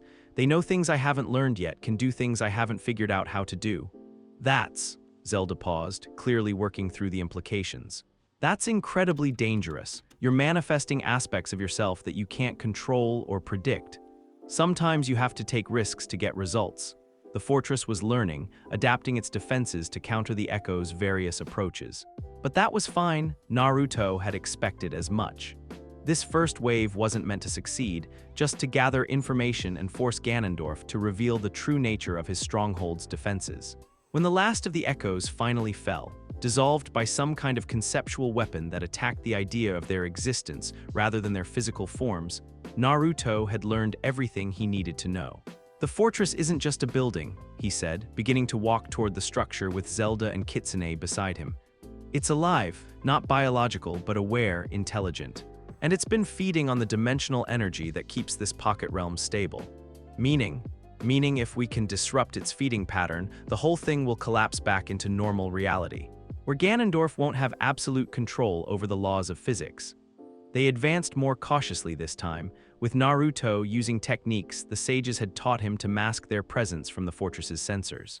It was delicate work, moving through spaces that existed in multiple dimensions while avoiding the attention of an entity that was simultaneously a building, a weapon, and a predatory intelligence. There, Zelda whispered, pointing toward what looked like the base of the central tower. That crystalline formation, it's the focal point where all the dimensional energies converge. The crystal was beautiful in the way that natural disasters were beautiful, awesome, terrible, and absolutely not something you wanted to get close to. It pulsed with power that made the air around it shimmer with potential. And just looking at it made Naruto's newly enhanced senses scream warnings about exposure to forces that could unravel reality itself. So we destroy it, we can't destroy it. It's not really there, it's the intersection point of 7 different dimensional planes. But we might be able to redirect its energy flow, break the pattern that allows it to maintain coherence across multiple realities. How? By giving it something else to focus on. Something that operates on the same fundamental level, but with completely different intentions. Naruto was beginning to understand where this was going, and he didn't like it. You want me to use myself as bait. I want you to offer yourself as an alternative focal point. Your interdimensional nature makes you capable of channeling the same kinds of energies, but instead of using them to maintain this twisted realm, you could use them to restore normal reality. And the risk, that the process will burn out your ability to exist in any single reality. You might become permanently unstuck from normal spacetime, able to perceive all possible worlds, but unable to truly inhabit any of them. Naruto considered this, weighing the risks against the alternatives. If they failed here, Ganondorf would be free to extend his pocket realm indefinitely, eventually consuming all of Hyrule and possibly spreading to other realities. Against that possibility, the risk to himself seemed manageable. "All right," he said, "let's try it." What followed was the most terrifying experience of Naruto's life, and that was including the time he'd been temporarily dead. Interfacing directly with the dimensional focal point was like trying to drink from a waterfall made of pure concept. Energy flowed through him in patterns that his mind wasn't designed to comprehend, carrying information about the structure of reality that no single consciousness should ever be forced to process. But gradually, painfully, he began to understand the pattern. The fortress was maintaining its existence by continuously drawing power from multiple dimensions and using that power to impose Ganondorf's will on local reality. It was elegant, efficient, and completely dependent on the assumption that no one would be crazy enough to try to hijack the process. Naruto began redirecting the energy flows, not cutting them off but changing their destination. Instead of feeding the fortress's twisted geometry, he channeled the power into restoring normal physical laws. Instead of amplifying Ganondorf's control, he used it to strengthen the connections between this pocket realm and the wider multiverse. The effect was immediate and dramatic. The fortress began to scream, literally, as its crystalline components resonated with harmonics that expressed pain and confusion. The impossible architecture started collapsing back into merely improbable arrangements, and the sky above them began showing patches of normal blue between the swirling chaos. "It's working," Zelda called out, though her voice sounded distant and distorted. The dimensional barriers are breaking down, but Naruto barely heard her. He was too busy trying to maintain his grip on sanity while processing information about the fundamental structure of existence. He could see the connections now, not just between different dimensions, but between different concepts. Hope was linked to courage, which was connected to growth, which flowed into transformation, which cycled back to hope. And threading through all of it, like a poison in the bloodstream of reality, was Ganondorf's influence. Not just in this realm, but across multiple timelines, multiple possibilities. The Dark Lord had been more ambitious than anyone had realized. He wasn't just trying to conquer worlds, he was trying to corrupt the very concepts that allowed worlds to exist. That's when Naruto understood what he really had to do. Instead of just restoring normal reality to this pocket dimension, he began reaching out across the connections he could perceive, finding every place where Ganondorf had seeded his influence and burning it out with the combined power of forest magic, mountain strength, Triforce energy, and pure ninja determination. The process was agony. Each corrupted connection he purified sent feedback through his consciousness, carrying echoes of every atrocity Ganondorf had committed across the centuries. But underneath the pain was something else, the overwhelming relief of realities being freed from influences they had never been meant to bear. When he finally opened his eyes, he was lying on grass that was the right color under a sky that had remembered how to be blue. The fortress was gone, replaced by a structure that looked more like the Hyrule castle he remembered, though still clearly influenced by Ganondorf's aesthetic preferences. "How do you feel?" Zelda asked, kneeling beside him with obvious concern. "Like I've been used as a punching bag by the fundamental forces of existence," Naruto said honestly. "But also, different, like I can see more than I used to." It was true. His interdimensional awareness was stronger now, more refined. He could perceive the threads that connected different realities, sense the flow of power between worlds, even catch glimpses of the infinite variations of himself that existed across the multiverse.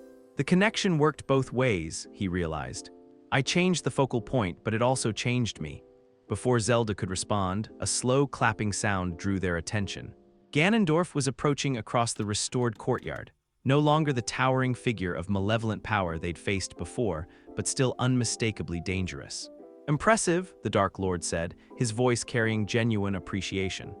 "I hadn't expected you to attempt something so ambitious. Redirecting dimensional flows while maintaining consciousness is a feat that has been attempted by perhaps a dozen beings in the history of the multiverse. Most of them died in the process." "Sorry to disappoint you," Naruto said, climbing to his feet with only minimal wobbling. "Oh, you haven't disappointed me at all. Quite the opposite, in fact." Ganondorf stopped about 20 feet away, well within striking distance, but apparently unconcerned about the possibility of attack. "You've proven that my assessment of your potential was correct. Perhaps even conservative. Your assessment? Did you really think any of this was accidental? The dimensional focal point, the fortress designed to channel energy flows, even the specific nature of the corruption I used on various realities?" Ganondorf smiled, and for the first time the expression held something other than malice. "I've been preparing you, bridge builder, testing you, training you, forcing you to evolve beyond what any previous hero has achieved." The implications hit Naruto like a physical blow. "You've been." "What? Consider the sequence of events. A mysterious artifact appears in your world, leading to an accident that transports you here. You awaken abilities that perfectly complement your existing skills. You encounter allies who teach you exactly the lessons you need to learn. And finally, you face challenges that force you to integrate all of these new powers into something unprecedented." Ganondorf's smile widened. "Nothing about your journey has been random, young hero. Every step has been carefully orchestrated to create the one being in all of existence capable of accomplishing what I truly desire. Which is the same thing you want, ultimately. An end to the cycles of conflict and suffering that have defined existence since the beginning of time." Ganondorf began walking toward the castle, clearly expecting them to follow. "The only difference is our methods. You believe in redemption, in the possibility of change, in the power of hope to overcome despair. I believe in efficiency, in the necessity of control, in the wisdom of preventing suffering by eliminating the conditions that create it. You're saying we want the same thing. I'm saying we need each other. Your power can purify corruption, heal what has been damaged, offer second chances to those who have fallen. But you lack the will to make the hard choices, to accept that some changes require force, that some people will never choose to be better no matter how many opportunities they're given." Ganondorf paused at the castle's entrance, looking back at them with an expression that was almost pleading. "Together, we could create something perfect. A reality where suffering is impossible because all the sources of conflict have been permanently resolved." Naruto found himself actually considering it, which was probably the most disturbing part of the entire conversation. Ganondorf's logic was seductive, his arguments reasonable, and his evident sincerity harder to dismiss than simple megalomaniacal ranting would have been. But then he thought about all the people who had surprised him over the years: Sasuke, who had chosen friendship over vengeance; Gaara, who had transformed from a monster into a protector; even Orochimaru, who had found ways to contribute positively despite his history of atrocities. "No," he said finally, "because you're wrong about people.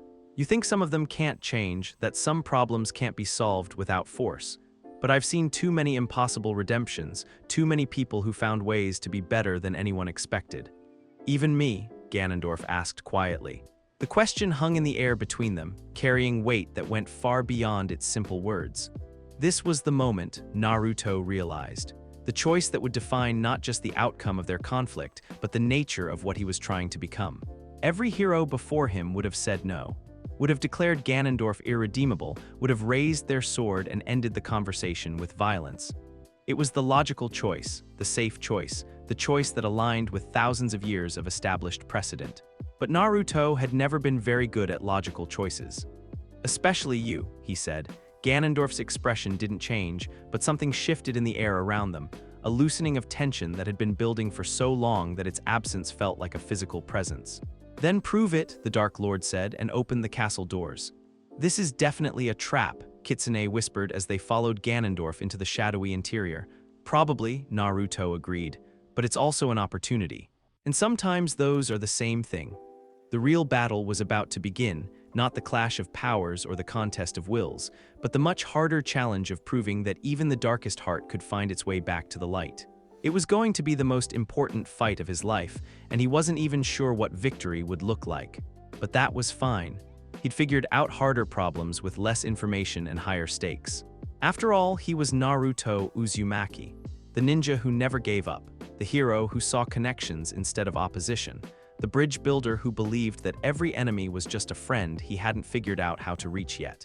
Time to see if that philosophy could survive contact with the King of Darkness himself. The interior of Ganondorf's castle was a masterwork of psychological warfare. At first glance, it looked almost normal: polished stone floors, tapestries depicting scenes of historical significance, corridors that led in directions that made sense. But as they walked deeper into the structure, Naruto began to notice the wrongness in the details. The tapestries showed scenes from his life, but subtly altered, moments where he'd succeeded, rewritten to show him failing. Moments where he'd saved people, changed to show him arriving too late.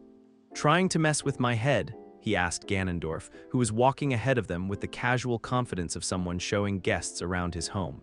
"Trying to show you truth," the Dark Lord replied without looking back. "The weight of every choice you've made, every life that depended on your success or failure. Most heroes prefer not to think about their mistakes, their limitations. I find that unrealistic." They passed through a hall lined with mirrors, and Naruto made the mistake of looking into one. Instead of his reflection, he saw himself as he'd been on the night Sasuke left Konoha, younger, weaker, unable to stop his best friend from walking away into darkness. The memory hurt just as much now as it had then, maybe more so given everything he'd learned about the power of connections. "That one still bothers you," Ganondorf observed, apparently watching Naruto's reaction in another mirror. "The friend who chose darkness over light, despite everything you did to show him another path. Tell me, bridge builder, if you couldn't save someone who meant everything to you, what makes you think you can save someone like me? Because I did save him, eventually." Naruto forced himself to look away from the mirror. "It took years and a lot of people got hurt along the way, but Sasuke found his way back. People can change, even when it seems impossible. Can they? Or do they simply find new ways to justify the same fundamental nature?" Ganondorf led them up a spiraling staircase that seemed to climb far higher than the castle's exterior would suggest. "Your friend may have returned to your village, but did he truly change? Or did he simply redirect his darkness toward targets you found more acceptable?" The questions were designed to undermine his confidence. Naruto knew that. But they still stung, because they touched on doubts he'd carried for years. How much of Sasuke's redemption had been real change, and how much had been exhaustion? How many of the people he'd thought he'd saved had simply become better at hiding their problems? They reached a landing dominated by a single door carved with symbols that seemed to writhe when looked at directly. Ganondorf placed his hand on the surface, and the door swung open to reveal a room that made Naruto's heart clench with homesickness. It was the Hokage's office, perfect down to the last detail. The familiar desk stacked with paperwork, the windows looking out over Konoha's rooftops, even the subtle scent of the ramen shop that wafted up from the street below. And sitting behind the desk, looking exactly as he had the last time Naruto had seen him, was Kakashi. "You're late," his former sensei said with the same lazy tone he'd used 1,000 times before. "Though I suppose saving other worlds is an acceptable excuse." "Kakashi-sensei," Naruto took a step forward, then stopped as his enhanced senses detected the wrongness beneath the familiar surface. This wasn't really Kakashi. It was something wearing his appearance, speaking with his voice, but lacking the essential warmth that had always defined the man who'd helped raise him. Disappointed, the false Kakashi asked, rising from the desk with movements that were just slightly too fluid. I suppose you were expecting some grand reunion, some acknowledgement of how much you've grown. But the truth is, Naruto, I always knew you'd end up like this. Like what? Abandoning the people who needed you for the sake of strangers in another world. The Kakashi thing's visible eye hardened with an expression the real Kakashi had never worn. Do you know what happened after you disappeared? The village fell into chaos. Without their precious Jinchuriki to rely on, people started to panic. Wars broke out, alliances crumbled, and thousands died. That's not true. How would you know? You weren't there. You were here, playing hero in a fantasy kingdom, while the people who raised you, trained you, believed in you were left to face the consequences of your absence. Images began appearing in the air around them. Scenes of Konoha under attack, of familiar faces twisted with fear and anger, of destruction spreading across the ninja world like a plague. Naruto knew they were lies, manipulations designed to make him doubt himself, but they still hurt to see. Even if that were true, he said, his voice steadier than he felt, it doesn't change anything. I can't save everyone, can't be everywhere at once. All I can do is try to help where I am when I have the chance. How convenient, said another familiar voice. Sakura stepped out of the shadows beside the false Kakashi, but like him, she was wrong in subtle ways. Too cold, too sharp, missing the compassion that had always been her defining trait. The great hero, always ready with an excuse for his failures. She looked exactly as she had when they'd worked together on the seal that had brought him to Hyrule, but her green eyes held none of the concern he remembered from that day. Instead, there was only accusation, disappointment, and a kind of bitter satisfaction. You know what your real problem is, Naruto, she continued, circling him like a predator. You think caring about people makes you special.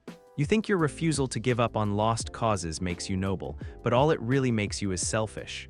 Selfish how? Because you do it for you, not for them. You save people because it makes you feel good about yourself, because it proves you're not the worthless orphan everyone said you were.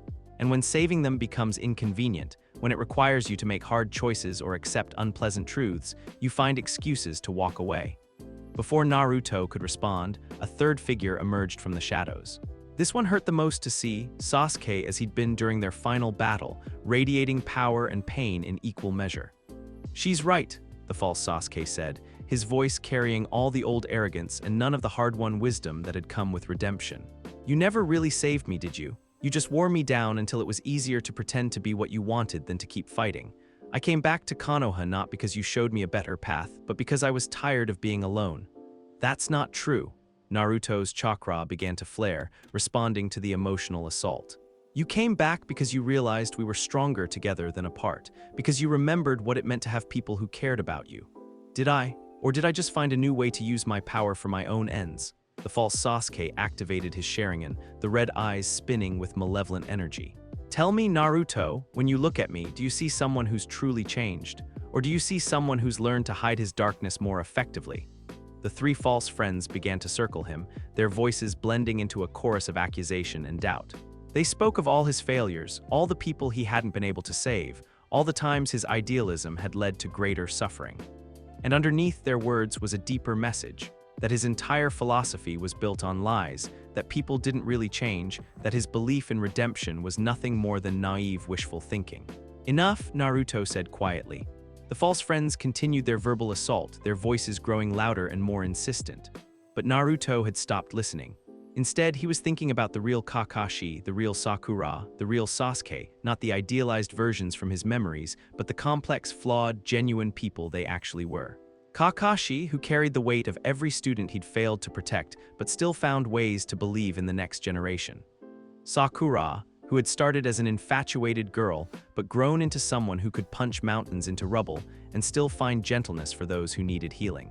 Sasuke, who had walked through hell and back, but ultimately chose to use his pain to protect others from suffering the same fate. None of them were perfect.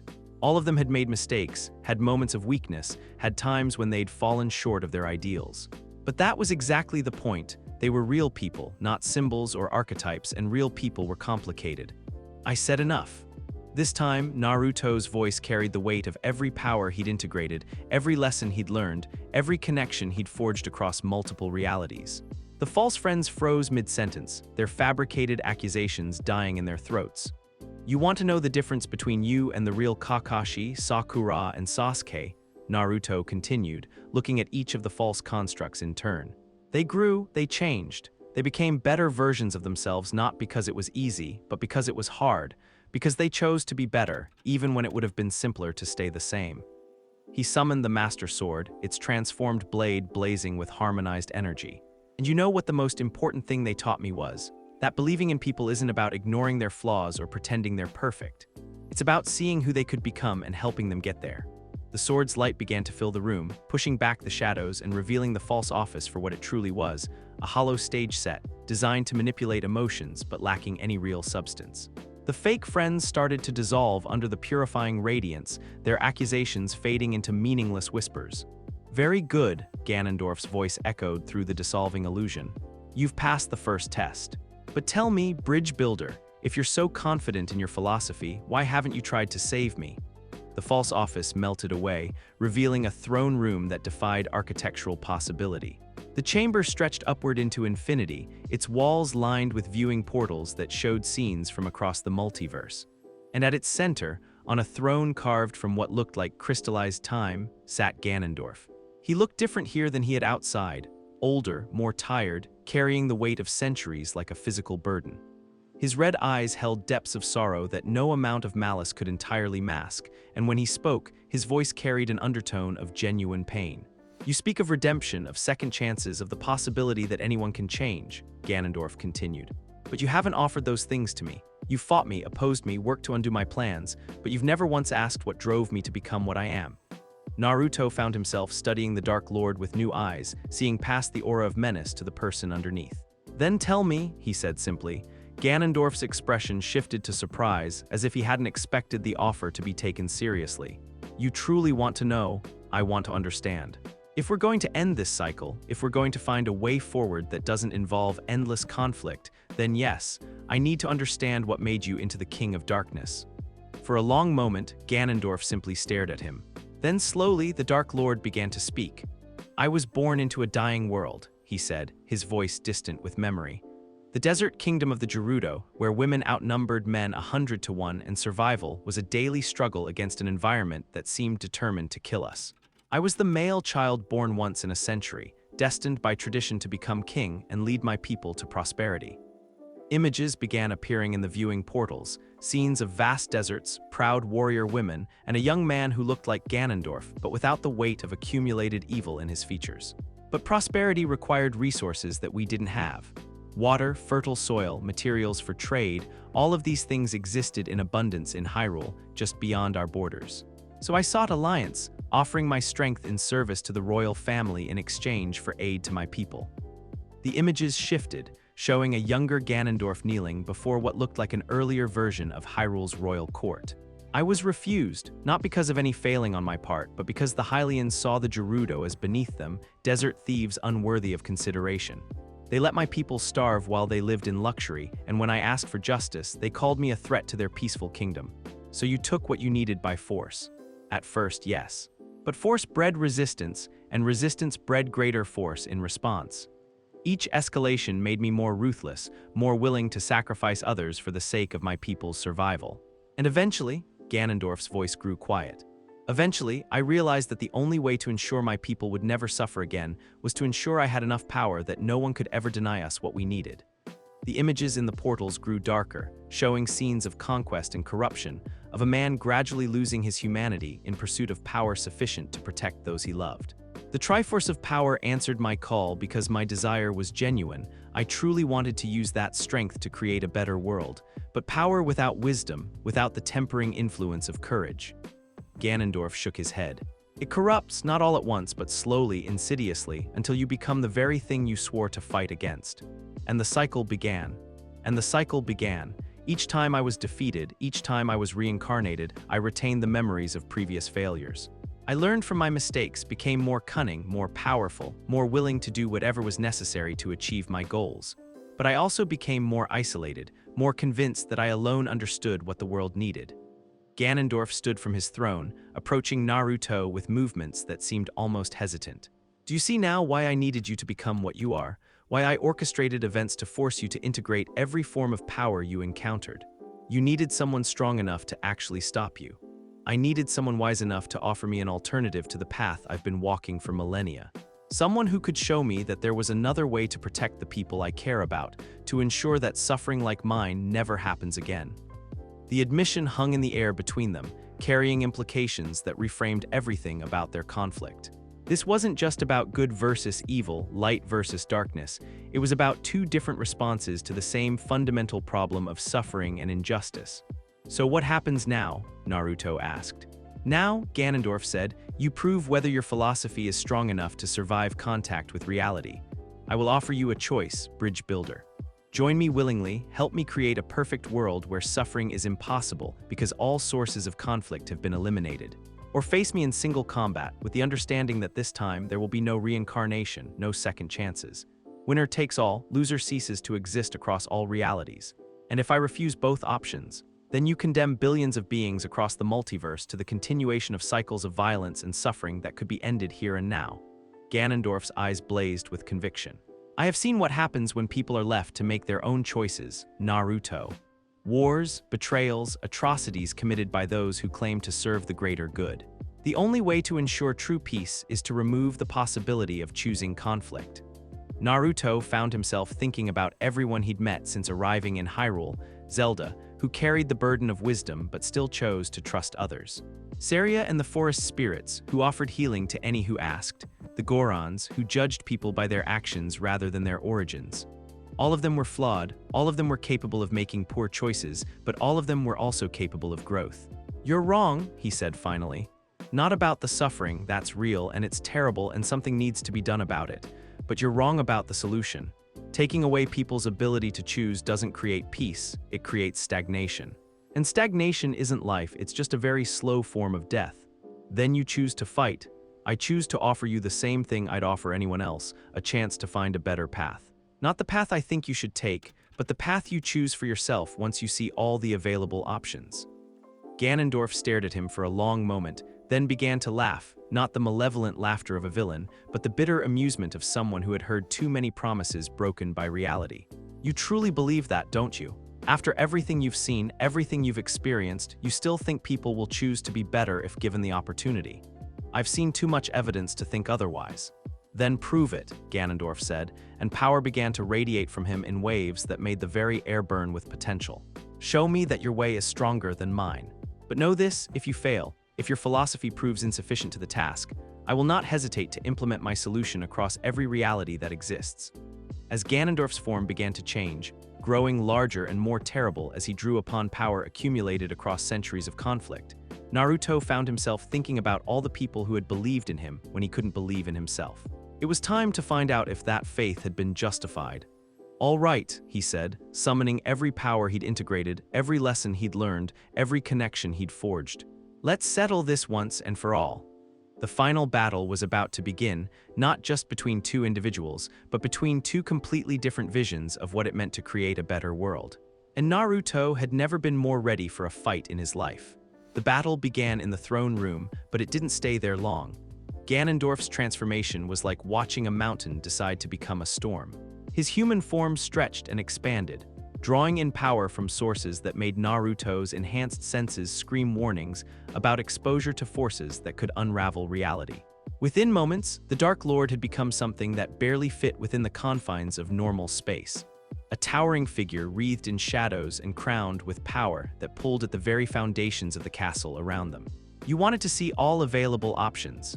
Ganondorf's voice had become a thing of earthquakes and grinding stone. "Then witness the full scope of what you're choosing to oppose." He raised one massive hand, and suddenly they weren't in the throne room anymore. The space around them twisted, reality folding like origami, until they stood on a vast plateau that existed somewhere between dimensions. In the distance, Naruto could see echoes of different Hyrules, some that looked familiar, others that defied recognition, all of them somehow present simultaneously. "Every version of this kingdom that has ever existed," Ganondorf continued, his form shifting between his human appearance and something far more terrible. "Every timeline where heroes rose and fell, where princesses held their small lights against the darkness, where the same patterns played out over and over with minor variations." The air itself seemed to thicken with power as Ganondorf drew energy from across multiple realities. Naruto could feel it, The accumulated strength of every defeat the Dark Lord had ever suffered, every lesson learned from failure, every adaptation made in response to the tactics of previous heroes. "This is what you're fighting," Ganondorf said, and attacked. The first exchange nearly ended the battle before it truly began. Ganondorf moved faster than something his size should have been able to, crossing the distance between them in a single bound while wielding what looked like a blade forged from crystallized time. Naruto barely managed to summon the Master Sword in time to block, and even then the impact sent him skidding backward across the dimensional plateau. "Too slow," Ganondorf observed with clinical detachment. "The power you've integrated is impressive, but you lack the experience to use it efficiently. Every previous hero at least had the advantage of lifetimes of combat instinct." He pressed his attack, following up with a series of strikes that forced Naruto to give ground steadily. Each blow carried enough force to shatter mountains, and every time the Master Sword met Ganondorf's weapon, reality rippled around the point of impact. But as they fought, Naruto began to understand something important. Ganondorf was holding back, not from mercy or uncertainty, but because he was still teaching, still testing, still hoping to be proven wrong about the fundamental nature of the universe. "You're fighting like Link," Naruto said during a brief pause in the assault. "Like someone who's trying to win through superior skill and determination." "And you're fighting like a ninja," Ganondorf replied. "Like someone who's trying to find a weakness to exploit. Neither approach will be sufficient for what you're facing." "Then maybe I should stop fighting like anyone else." Naruto closed his eyes and let himself feel all the connections he'd forged since arriving in Hyrule. The forest spirits who had taught him about harmony and growth. The Gorons who had shown him strength that came from community rather than domination. The sages who had helped him understand that power without wisdom was just another form of weakness. And beneath all of that, the memories that weren't quite his, Link's experiences, filtered through his own understanding and transformed into something new. When he opened his eyes again, his chakra had taken on a quality it had never possessed before. Still recognizably his, but shot through with threads of every power he'd encountered, all of them harmonizing into something that was greater than the sum of its parts. "There we go," Ganondorf said with approval. "Now you're beginning to understand what you truly are." The second phase of their battle moved beyond simple physical combat. Ganondorf began wielding power that operated on conceptual levels, attacks that targeted not just Naruto's body, but his confidence, his determination, his very sense of self. And Naruto responded in kind, using techniques that the sages had taught him to strike at the ideas that held his enemy together. They fought across multiple versions of Hyrule simultaneously, their battle rippling through dimensions and affecting realities that existed parallel to each other. In one timeline, they traded blows atop the ruins of Hyrule Castle while the kingdom burned around them. In another, they moved like living storms across endless fields of grass under a sky that had forgotten how to hold stars.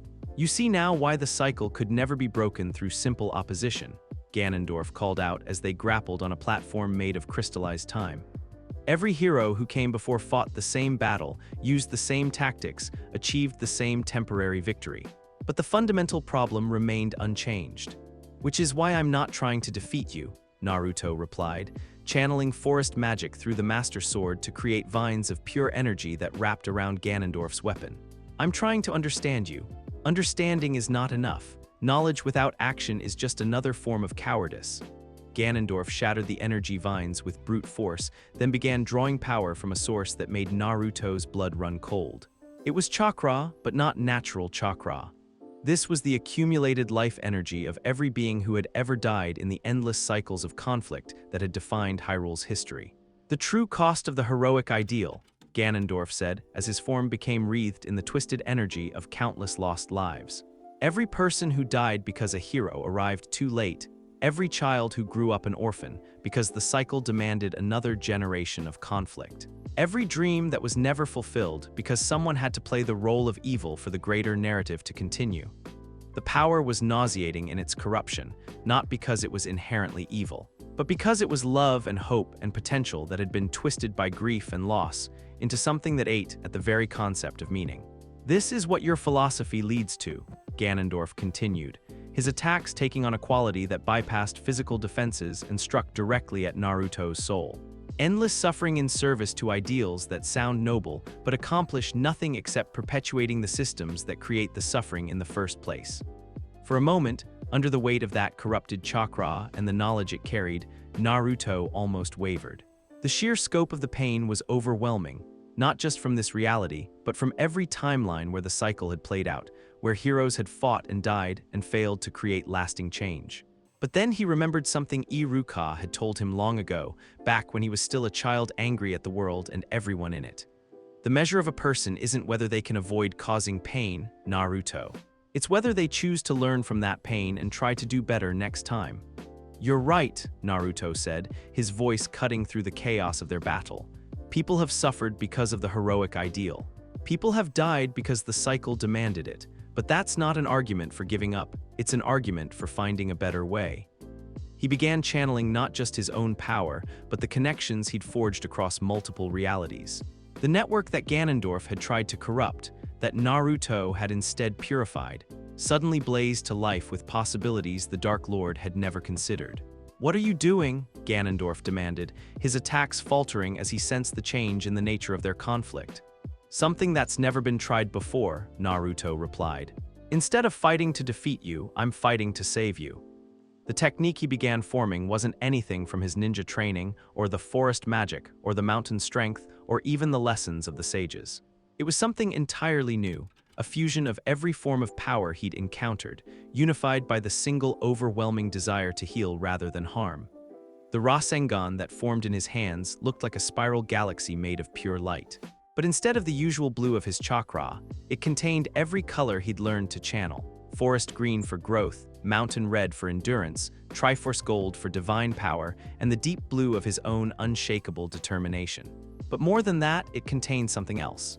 The accumulated experience of every hero who had ever lived, not as borrowed power but as freely given wisdom. Every lesson learned through failure, every moment of doubt overcome, every choice to keep fighting when it would have been easier to surrender. "Reincarnation Rasengan," he said, though the name felt inadequate for what he was holding. It wasn't just a technique, it was an argument made manifest, proof that change was possible even in the face of seemingly insurmountable despair. Ganondorf's eyes widened as he recognized what Naruto was attempting.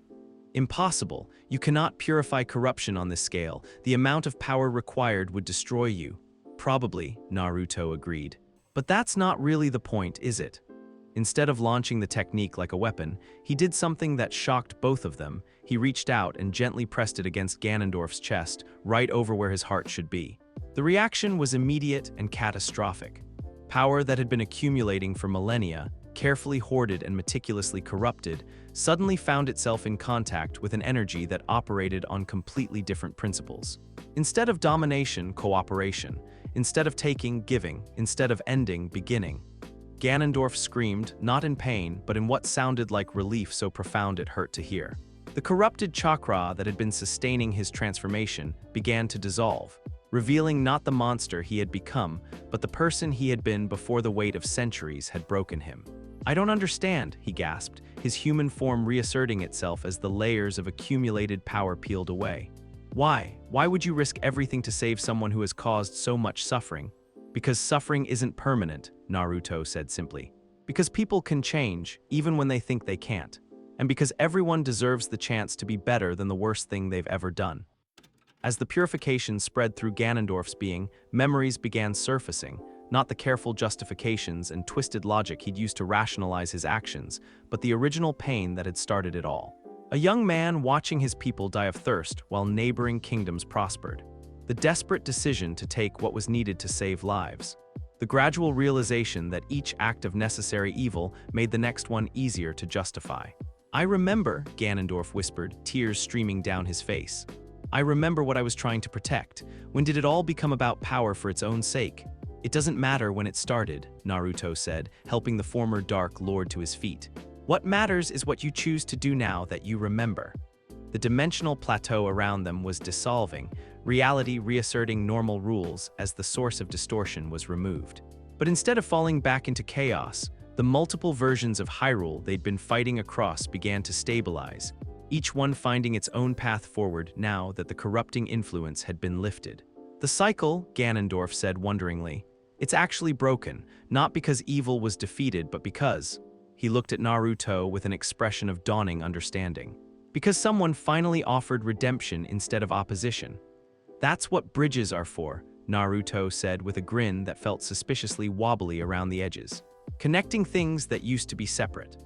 As they made their way back to what had once been Ganondorf's castle, and was now transforming into something that looked more like a monument to possibility than a fortress of despair, Naruto found himself thinking about cycles and endings, and the difference between conclusion and resolution. The ancient pattern of conflict between hero, princess, and Dark Lord was indeed broken. But not because one side had finally achieved total victory, because someone had been willing to imagine a different kind of ending entirely. It was, he thought, probably the most ninja thing he'd ever done, even if he'd had to become part interdimensional fox spirit to pull it off. So what happens now? He asked as they walked through corridors that were steadily becoming brighter and more welcoming.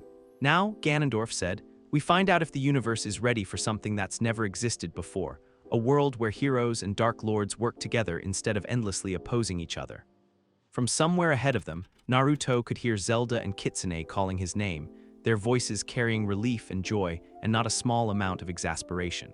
Apparently, saving the multiverse through the radical application of compassion was the kind of thing that worried one's friends. He couldn't wait to tell them how it had worked out. After all, he'd always been better at showing people what was possible than at explaining why it should be impossible. And for the first time in millennia, the future was genuinely uncertain, which, as far as Naruto was concerned, was the most hopeful thing that could have happened. 3 months after the battle that broke the cycle, Naruto found himself in the unusual position of teaching a former Dark Lord how to garden. You're overthinking it, he said, watching Ganondorf carefully transplant seedlings with the same meticulous attention he'd once brought to planning interdimensional conquests. Plants aren't trying to defeat you. They want to grow, you just have to give them the right conditions. I spent centuries viewing everything in terms of opposition and control, Ganondorf replied, his hands gentle despite their size as he settled another plant into the soil. Adjusting to cooperative thinking is challenging. They were working in what had once been the courtyard of his fortress, now transformed into a community garden that served the people of Newcastle Town. The settlement had grown organically from the ruins of Ganondorf's domain, populated by refugees from across multiple timelines who had found themselves displaced when reality stabilized. It was, Naruto had to admit, not the strangest thing about his life these days. Besides, Ganondorf continued, there's something poetic about cultivating life in a place that was once dedicated to domination. A visible reminder that change is possible. That's very philosophical for someone who's complaining about dirt under his fingernails. I contain multitudes. Naruto snorted with laughter, earning a reproachful look from Kitsune, who was supervising their work from her perch on a nearby fence post. The fairy had appointed herself the unofficial coordinator of Ganondorf's rehabilitation, a role she took with characteristic seriousness despite her tendency to get distracted by shiny objects. Speaking of containing multitudes, she chimed in, Princess Zelda wants to see you both when you're done playing in the dirt. Something about the Academy applications. The Academy. That had been Naruto's idea, though it had grown far beyond anything he'd originally envisioned. What had started as a simple notion, teaching people to combine ninja techniques with Hyrulean magic, had evolved into something that attracted students from across multiple realities. How many this time? Naruto asked, wiping his hands on a towel. 47 new applications just this week, including one from someone who claims to be a time-traveling swordsman, 3 mages who want to learn the secret of the spiraling power, and a very polite letter from what appears to be a sentient mushroom. The mushroom's probably more qualified than half our current instructors, Ganondorf observed dryly. At least it has experience with growth-based magic. They made their way through the bustling streets of Newcastle Town, past shops that sold everything from traditional Hyrulean crafts to ramen bowls sized for Goron customers. The town had become a crossroads of sorts, a place where people from different worlds and different ways of life could come together and figure out how to coexist. It wasn't always smooth.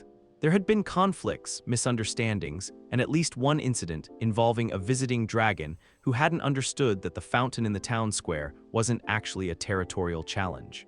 But for the most part, people had surprised Naruto with their adaptability.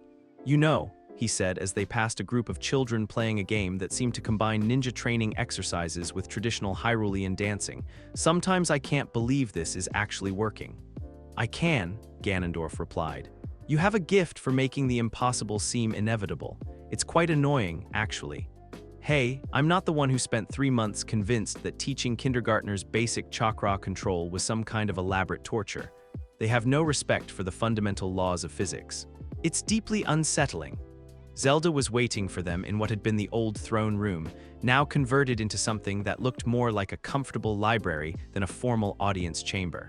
She was surrounded by stacks of papers, her hair pulled back in a practical bun, and wore an expression of bemused exhaustion that had become her default state since taking on the task of organizing their unconventional educational experiment. "Ah, good," she said, looking up as they entered.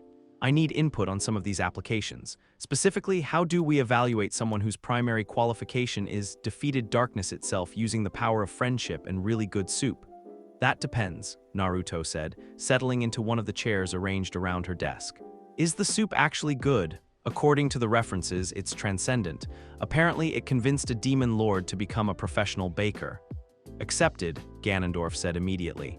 "Anyone who can accomplish redemption through cuisine clearly understands the principles we're trying to teach." It had taken some time for people to adjust to seeing the former King of Darkness reviewing academy applications and offering earnest opinions about pedagogical philosophy. But Ganondorf had thrown himself into his new role with the same intensity he'd once brought to Conquest, and the results had been surprisingly effective. "What about the time-traveling swordsman?" Zelda asked. "Depends," Naruto said. "Is he trying to prevent some terrible future, or just looking for worthy opponents to fight?" According to his letter, he's seeking to understand the connection between temporal mechanics and the spiritual energy that binds all things. Also, he's very concerned about proper sword maintenance. "Provisionally accepted," Ganondorf said after a moment's thought. "But we keep an eye on him. Time travelers have a tendency to complicate things exponentially." They worked through the applications for another hour, debating the merits of various candidates and trying to maintain some kind of reasonable standards, while acknowledging that their entire enterprise was built on the premise that traditional boundaries between different forms of power were largely arbitrary. "You know," Zelda said during a brief break, "when I was growing up, I never imagined I'd spend my time evaluating the educational potential of interdimensional immigrants." "When I was growing up, I never imagined I'd spend my time anywhere but Konoha," Naruto replied. Funny how things work out. It was true, though the observation carried more weight than he'd intended. The portal to his original world had stabilized 3 weeks ago, finally allowing two-way travel between Hyrule and the ninja nations. He'd been able to visit to see his friends and mentors, to reassure them that he was alive and well, and definitely not being held against his will by fairy tale creatures. The reunion had been everything he'd hoped for and nothing like he'd expected. Sasuke had punched him in the shoulder and called him an idiot for disappearing without warning. Sakura had subjected him to a thorough medical examination while lecturing him about interdimensional travel safety. Kakashi had arrived late to the reunion and claimed it was because he'd been lost on the road of life, though his obvious relief had undermined the casual facade. But underneath the joy of seeing them again had been the recognition that he'd changed in ways that couldn't be easily explained or shared. He was still Naruto, still the same person who'd grown up dreaming of becoming Hokage and protecting his precious people. But he was also the bridge builder now, someone whose responsibilities extended far beyond any single village or world. "Have you decided?" Zelda asked quietly, apparently reading his expression. "About what? About where home is now?" It was the question he'd been avoiding, though not consciously. The portal remained open. His friends in Konoha had made it clear that he was welcome to return permanently, and there was nothing preventing him from simply walking away from everything he'd built in Hyrule. Except that he didn't want to. "Home," he said slowly, "isn't a place. It's the people you choose to protect, the bonds you choose to honor, the future you choose to help create." That's a very diplomatic non-answer. It's a very honest answer.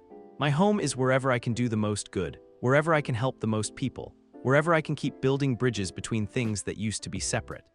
He looked around the room, taking in the stacks of applications from aspiring students, the maps showing the growing network of academies they'd established across multiple realms, the evidence of everything they'd accomplished together. "Right now, that's here. Right now, the portal stays open. I can visit Konoha whenever I want, help out when they need me, keep those connections strong.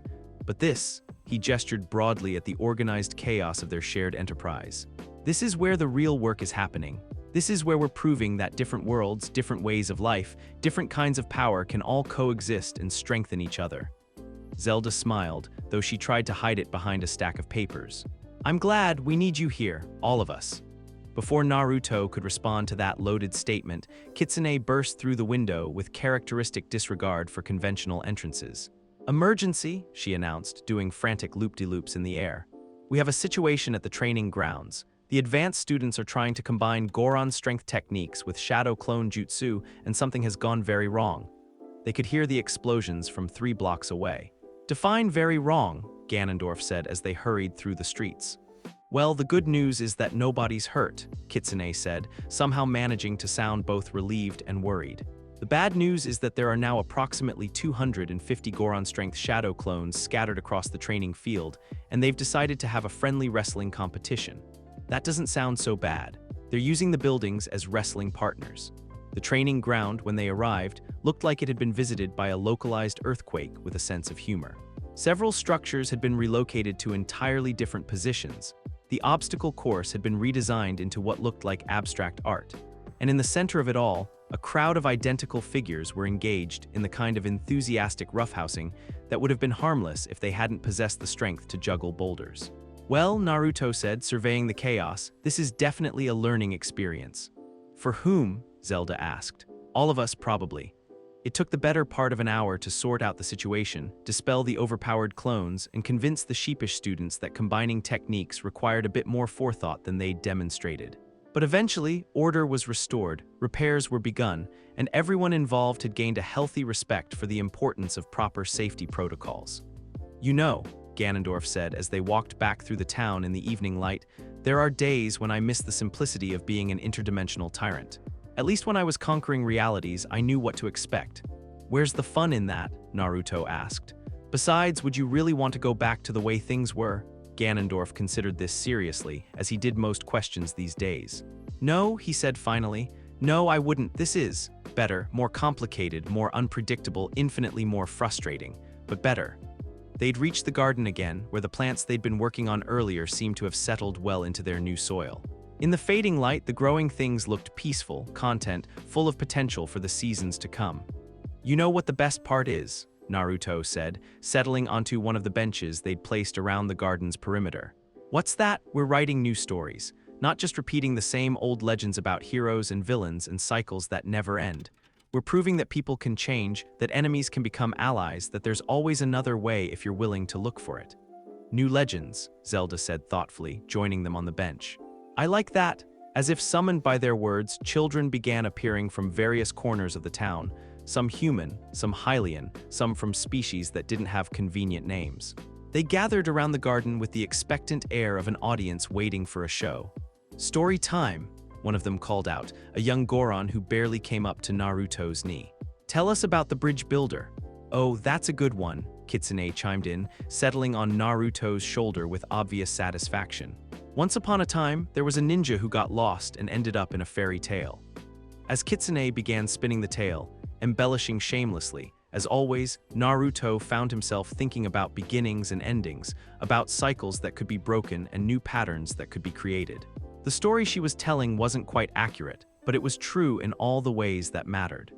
It was the story of someone who refused to accept that enemies had to stay enemies, that suffering had to be permanent, that the way things had always been was the way they always had to be.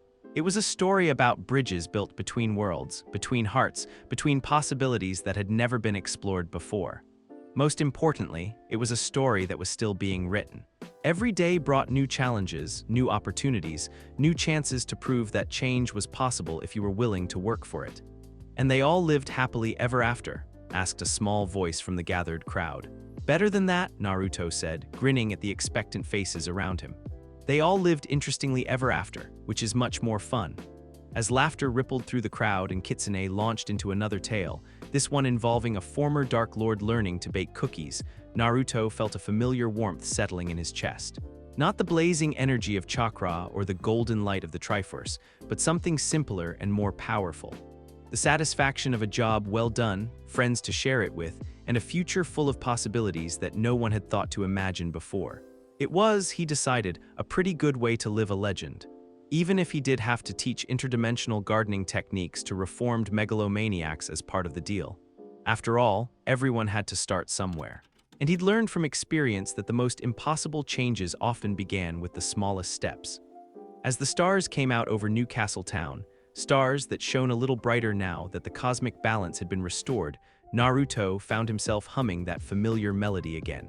But now it was joined by other voices, other harmonies, creating music that had never existed before but felt like it had always been waiting to be discovered. It was the sound of something new beginning, something better. Something that proved that even the oldest cycles could be transformed if you had enough determination, enough compassion, and enough friends willing to help you try the impossible. It was the sound of hope made audible. And Naruto couldn't imagine a better soundtrack for whatever adventure came next. After all, he was still Naruto Uzumaki, the ninja who never gave up, the hero who built bridges instead of walls, the bridge builder who believed that every ending was just another beginning waiting to be discovered. And he had a feeling that the best stories were still ahead of them.